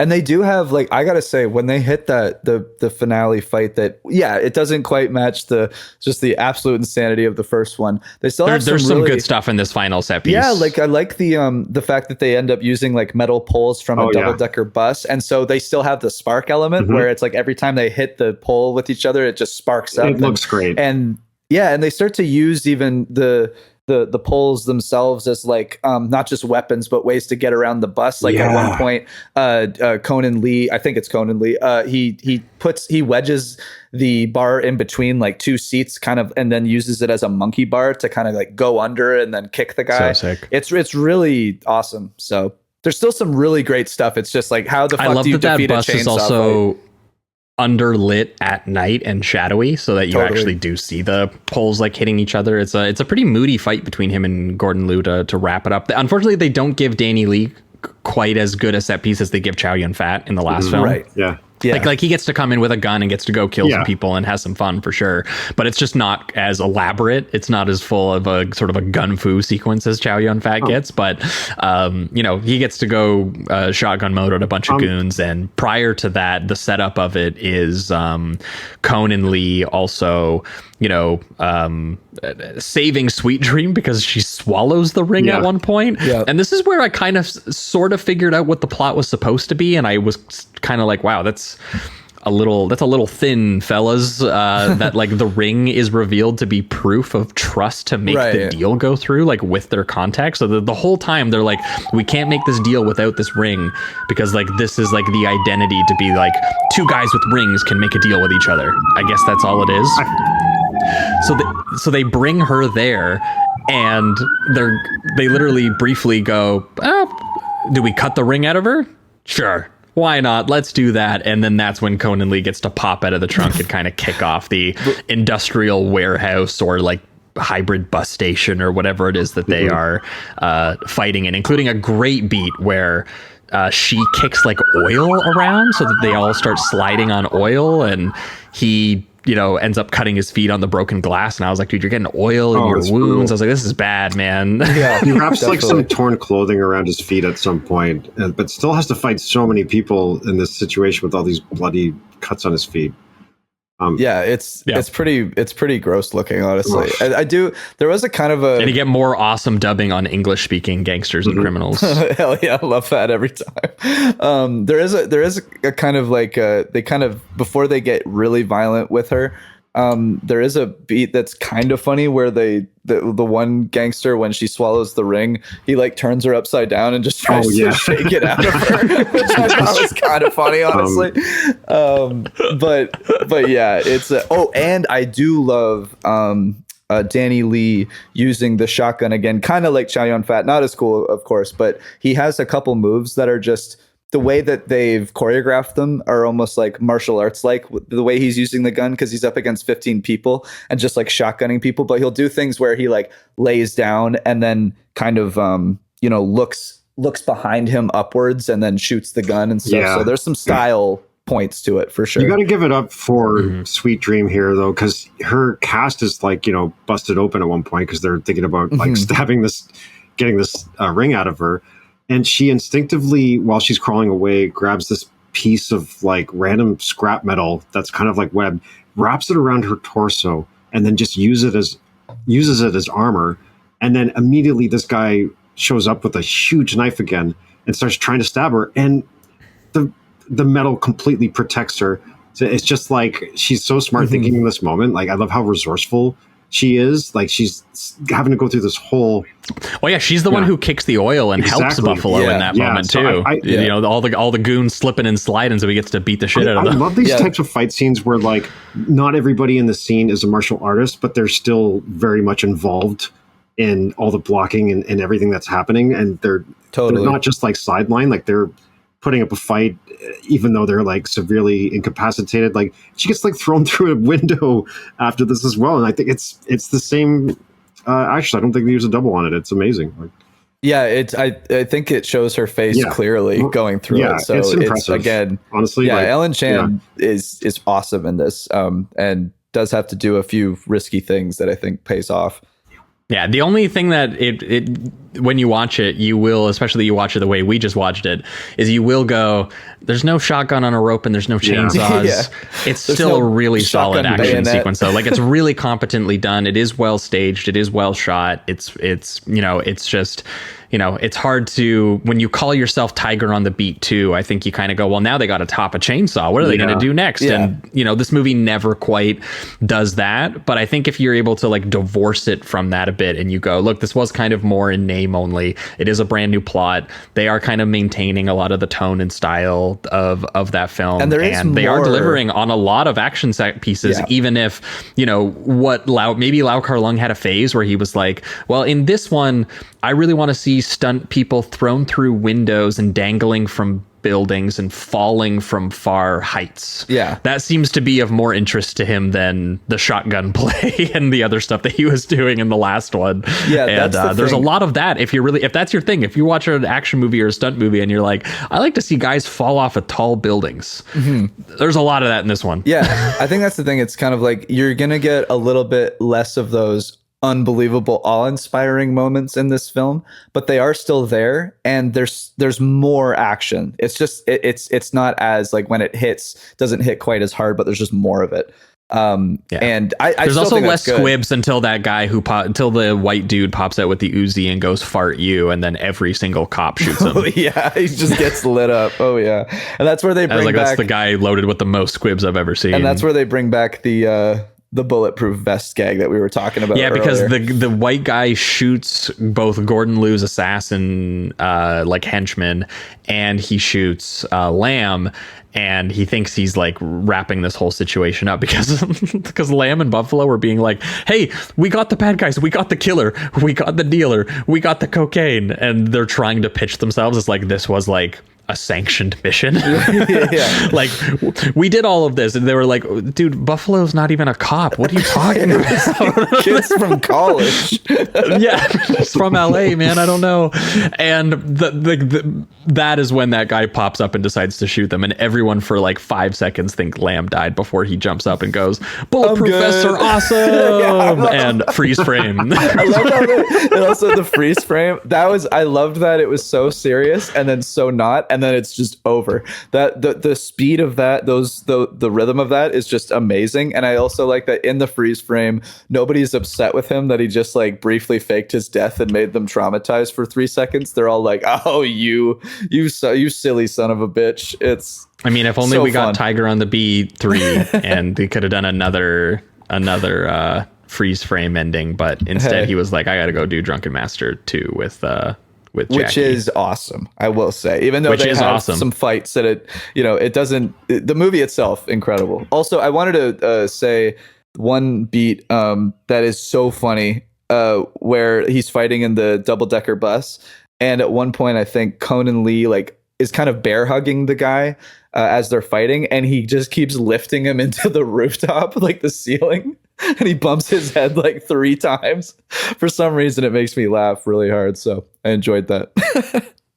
Yes. But an enjoyable sequel, Yes. I would say. Yeah. Even if it's like disconnected enough, they could have just called it something else. Totally. Yeah. And if they called it something else, I wouldn't have been like, why is there no chainsaw fight? Yeah, bring Why it is there no back. There should chainsaw? be And why 4 is there less of chainsaws. like the Polizio-tesque nastiness? But then there's part of me that goes, well, Polizio-tesque nastiness was also part of the problem in the last movie Sure, too. yeah. So it's both improving and detracting from the movie. But Yeah. if we're pivoting towards reductive rating round, this one got a 3 from me. I found this enjoyable. I do think that it, even more so than the first film, it is a little bit broader with the comedy. It is even a little bit thinner with some of the characterizations and the generic cop actioner plot. I do enjoy Danny Lee and Conan Lee, getting into the sort of silly uncle and nephew relationship that they do, and his whole plot about finding a nice Chinese wife and resulting in him being like, well, I like her, and liking her gets them involved in the Miami Vice, like Hong Kong buddy cop stuff that they end up getting into. Even if I was very confused at like Gordon Liu is on a yacht trying to get a ring, and the ring helps him get his deal done. It didn't really end up mattering. It's all an excuse to put together a series of set pieces where drug dealer goons are trying to hunt this girl down, and Danny Lee and Conan Lee have to say, well, no, that's not happening. We don't believe you, for about an hour, and then go, okay, I guess we'll help. So that's all there is for story wise, but it is still strung together by Lau Kar-lueng, who's incredible at what he does. And even if, the action is a little bit different in this one, again, there is a highlight on throwing people through windows and dangling people off of buildings. Those stunts are really cool. And, it's not chainsaw fighting, and it's not, shotgun on a rope, but it is, there's a lot of it.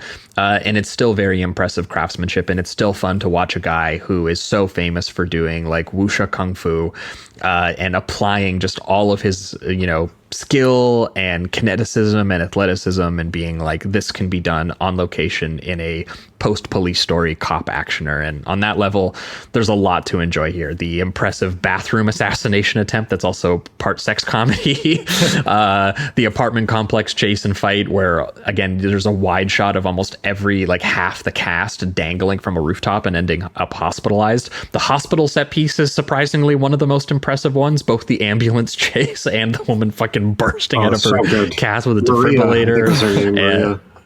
Maria, so fucking good. And then, the warehouse finale doesn't quite compare to the warehouse finale in the last film, but it still has some great stuff, and it does incorporate both Conan Lee, Ellen Chan, and Danny Lee, all three being blocked and choreographed to have a little bit of fun, whether they're barefoot stepping on glass and slipping in oil, or doing a spark heavy pole fight with Gordon Liu in a cocaine filled bus, or your Danny Lee just whipping out the shotgun and joking about your bulletproof vest. But I would give this 3 fart U's out of 3. Hell yeah. I'm also gonna give it a 3. I think for me it's a pretty strong 3. I really do like a lot of this. It's strange to watch the first one and then kind of complain about some of the more troublesome stuff that it's doing, but then watch this and feel like I'm missing some of that. It's like I don't want necessarily, just the outright like lack of giving, a certain character really any substance and then just killing them off. I think that is definitely not something that works for me, but there's a little bit of that like unpredictable, bizarre grit from the first one that I wish that this one had a little more of. But this one also has a ton of really great action sequences and more of them. Never gets quite to the level of the ones that we see in the first one, but there's just so many really well done sequences that I can't help but appreciate that and respect that. It does also the relationship stuff a little bit. It does it. I don't know if better is even the word, but it does it safer. So it's a little bit more accessible, especially when it comes to like the three of them kind of coming together. You mentioning it also in the finale, how they kind of come together physically through the stunt work and the fighting and everything as well is really cool. Instead of just one of them being blasted away and then that's it. Ellen Chan is treated a lot nicer in this film and gets to be more collaborative with these characters, which is nice to see. And those sequences that she gets to do some of the action is great, and watching her actually take some of the bumps is really impressive, and just hats off to her for it. And all the directing is still fantastic. It's like, he has such an understanding of choreography and how to capture it. And so I have a blast with this. I would really love to see it in its 4K resolution. So hopefully I'll be able to get my hands on that and just watch it a little bit more clear.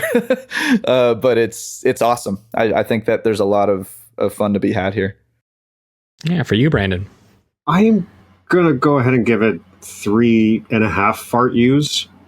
Because, like, just maybe it only deserves a 3, but honestly, I did enjoy the comedy in this film a bit. And despite the fact that the plot greatly revolves around Buffalo trying to find like a suitable wife, it manages to not be as misogynistic and mean-spirited as the first Tiger on the Beat in some ways. No, if anything, he goes, "Hey, this prostitute is a great person who deserves to not die." Exactly. Yeah, it treats Sweet Dream, and also she's a suitable wife. She's an awesome person. Yeah, like it treats Sweet Dream with a bit more respect. Her character has, some kind of, she kind of gets more in on the action in a way that's not like kind of too mean spirited and punching down. If you think about her in this film, like, she's this kind of like working girl, sex worker person, but like, today she might just be like Instagram or like TikTok influencer with like thousands of followers, and maybe maybe she's got an OnlyFans or something. I feel like she'd be it would be interesting to see that character today. But I just really liked Ellen Chan a lot in this role. Agreed. And we could have gotten a bit more of an interesting climactic kind of like battle. Like, we don't have the chainsaws, but like there should have been like some kind of novelty weapon exchange in this one. Like it could have been anything, like, I don't know, like lawnmowers or like a nail gun or something. Give me something. Lawn shears. Yeah. It would have been pretty easy to just get something random from a hardware store, like shovels. I don't even care. Like, just give me some kind of tool. Based on the locale, I thought they were going to do like a full Terminator 2 thing or something, and it was going to like, I don't know, they were going to like really take advantage of like a chase through that industrial facility or something like that. But Gordon Liu doesn't get to quite show off as much as he did in the last movie. So while, Conan Lee did maybe not have as, fruitful a career as it seemed like he was on track to have, he did make a bit more of a return to acting later on in like the thousands and tens. He showed up in Lethal Weapon 4, actually. And, Corey Yuen was obviously Jet Li's action choreographer still at that time. And when Conan Lee popped up as an extra in that film, Corey Yuen was just like, what are you doing? It's just an extra on this, because they had worked together previously on Ninja and the Dragon's Den. So Corey Yuen ended up giving Conan Lee actually like a slightly bigger part in Lethal Weapon 4. Like, he actually even has Oh man, I've never seen Lethal Oh Weapon yeah, you before. should watch it. I should check Actually, out. it's like Jet Li's like North American debut. He plays like the bad guy Oh. in it. It's actually like pretty watchable. I got to be honest. Sweet. It's not one of the best Lethal Weapon films, but I liked it a lot. What is the best one? Oh jeez, Drop it on us right now. What's the best one? What's the best? I'm Lethal gonna Weapon say maybe the second one. Which one has the toilet bomb scene? The one where there's like a bomb in the toilet. You're asking the wrong guys because I have not seen them since my dad watched them. I only been have a a bit pretty for good me. memory of Is the that the first one where one. he fights Gary Busey at the end? My grandmother would be like so embarrassed with me if she knew I was forgetting this right, because we used to watch these movies a lot growing up. Three guys who Yeah. can't. It is the one where he fights Gary Busey. Yeah, but yeah, three guys can't remember It's Lethal kind of Weapon sad. the series. The It's a sad podcast. day. We have like at least 100 listeners screaming I know, into their yeah. phones or into their cars right Diplomatic now. Community. I like the one with Diplomatic Community. Oh man, I don't know. That's sad. Yeah, well now you've motivated me to do a rewatch and go through that series because I actually did not know Jet Li was in the fourth one, so now I Yeah, I gotta didn't check that either. Oh, out. he's good, man. He also like kind of like injured someone, an American Chinese, an ABC American-born Chinese actor. I think it was James Liu. In a scene, he there's a scene where he like kind of like chokes him out in the film, but apparently like. And this has been confirmed in real life. He choked him out for real, and shit. people were kind of pissed that he. Yeah, I'm kind of surprised to hear that because Jet Li doesn't really strike me as that. He's not like that Steven Seagal type that doesn't like pull his punches and stuff. Like maybe he was going a little bit extra hard because it was like his American debut, but. Yeah, I've heard other. He heard about Steven Seagal. He's like, "Is that what they do? Is that what they do in America?" Yeah, he was taking he was taking a page from the Steven Seagal handbook. All right. Well, I think that is going to wrap it up there, though, for Tiger on the Beat 2. And for this week's episode, that was once again Tiger on the Beat from 1988, Tiger on the Beat 2 from 1990. Thanks so much, Brandon, for joining us and lending us your martial arts expertise and knowledge. And once again, please, everyone go to the review. What is Brandon, give us what is the date and time? Well, we've got Tiger on the Beat coming up Saturday, March 21st at Review Cinema, 9:30 p.m. right here in Toronto. Then in April, actually, we are going to be back with another Hong Kong film, this time by Choi Hawk. And it's a movie that Criterion is actually releasing. Oh, it's The Blade, right? Yeah, which is... Ooh, cool. Never seen The Blade. I'll be at that screening 1,000,000%. Honestly, pretty slept on Choi Hawk film. I think it's really incredible. It's very good. It's a remake of The One-Armed Swordsman. Honestly, might be actually my favorite Choi Hawk film, which is saying a lot. So yeah, that'll be April 18th, I think. And maybe we can tease this now, but I feel like Black Belt Cinema and Sleazoids will be... we'll be back, baby. Later on this year, I think. And, we can't say what it is right now, but it's going to be very on brand for things that we've done before. Yep. So Beautiful. look out for that. And we found a print, right? We got a print. Let's go. I think it's going to be a good one. So yeah, we'll drop some more hints at that later in the year, perhaps when we lock it down Exactly. for a date. Lots of Black Belt Cinema. Please go to all of those screenings. I will be at the Blade for sure because I've never seen it. I've been waiting to it's see really it. good. So It's really watching good. the new 4K Criterion did on the big screen sounds like a Yeah. great first way to watch it. Black Belt Cinema and Sleazoids will continue to put out some fun screenings at some point later in the year. But for our listeners, we're going to be back in 1 week's time. And also Tiger on the Beat, please. It was March 21st. Make sure to go. I can't go to that one, but if you're listening to this, you absolutely should go. Both of these movies are 'cause so underwatched. It's crazy. So exactly. Go watch the 4K restoration in the theater of the first one, and then go buy the Blu-ray so you can watch the second one on. But for our listeners, we're going to be back in 1 week's time, where, as Jamie alluded to, we're going to be going dumpster diving exploitation mode. We're going to be talking about our good pal, the vaudeville magician turned exploitation filmmaker Ron Ormond, behind such classic religious exploitation films like The Burning Hell. let's go. And the anti-communist one, If Footmen Tire You, What Will Horses Do, which again is one of the most insane movies we ever covered on on this show. And so we're going to be talking about him doing sexploitation movies in the 50s and 60s. We're going to be touching his movie Please Don't Touch Me! Exclamation point, from I think 1958 or 1959, and then also The Exotic Ones, which sounds a little bit more boring, but is actually about a bunch of people finding like a swamp thing and then putting him up King Kong style in like a strip club, and then him watching one of his favorite strippers get hurt and going on a rampage. That's what I've understood the plot to be. You know? Haven't we all? So Ron Ormond next week over on the Patreon. And then in 2 weeks time, we're going to be back with a special guest where we're going to be going to hell, where we have the films Highway to Hell, which I have not seen, but I am intrigued. And the pairing is going to be Alex Cox's Straight to Hell, which I have also not seen, but two to hell movies that aren't Jason Goes to Hell. So I'm very curious about these, and I trust our guest who's bringing them on. So that's what we're going to be talking about in 2 weeks time over on the main feed. But that's going to wrap it up for everything this week. Thanks so much for listening, and keep it sleazy. Keep it sleazy, everybody. Keep it sleazy. Yeah. There it is, baby. All right.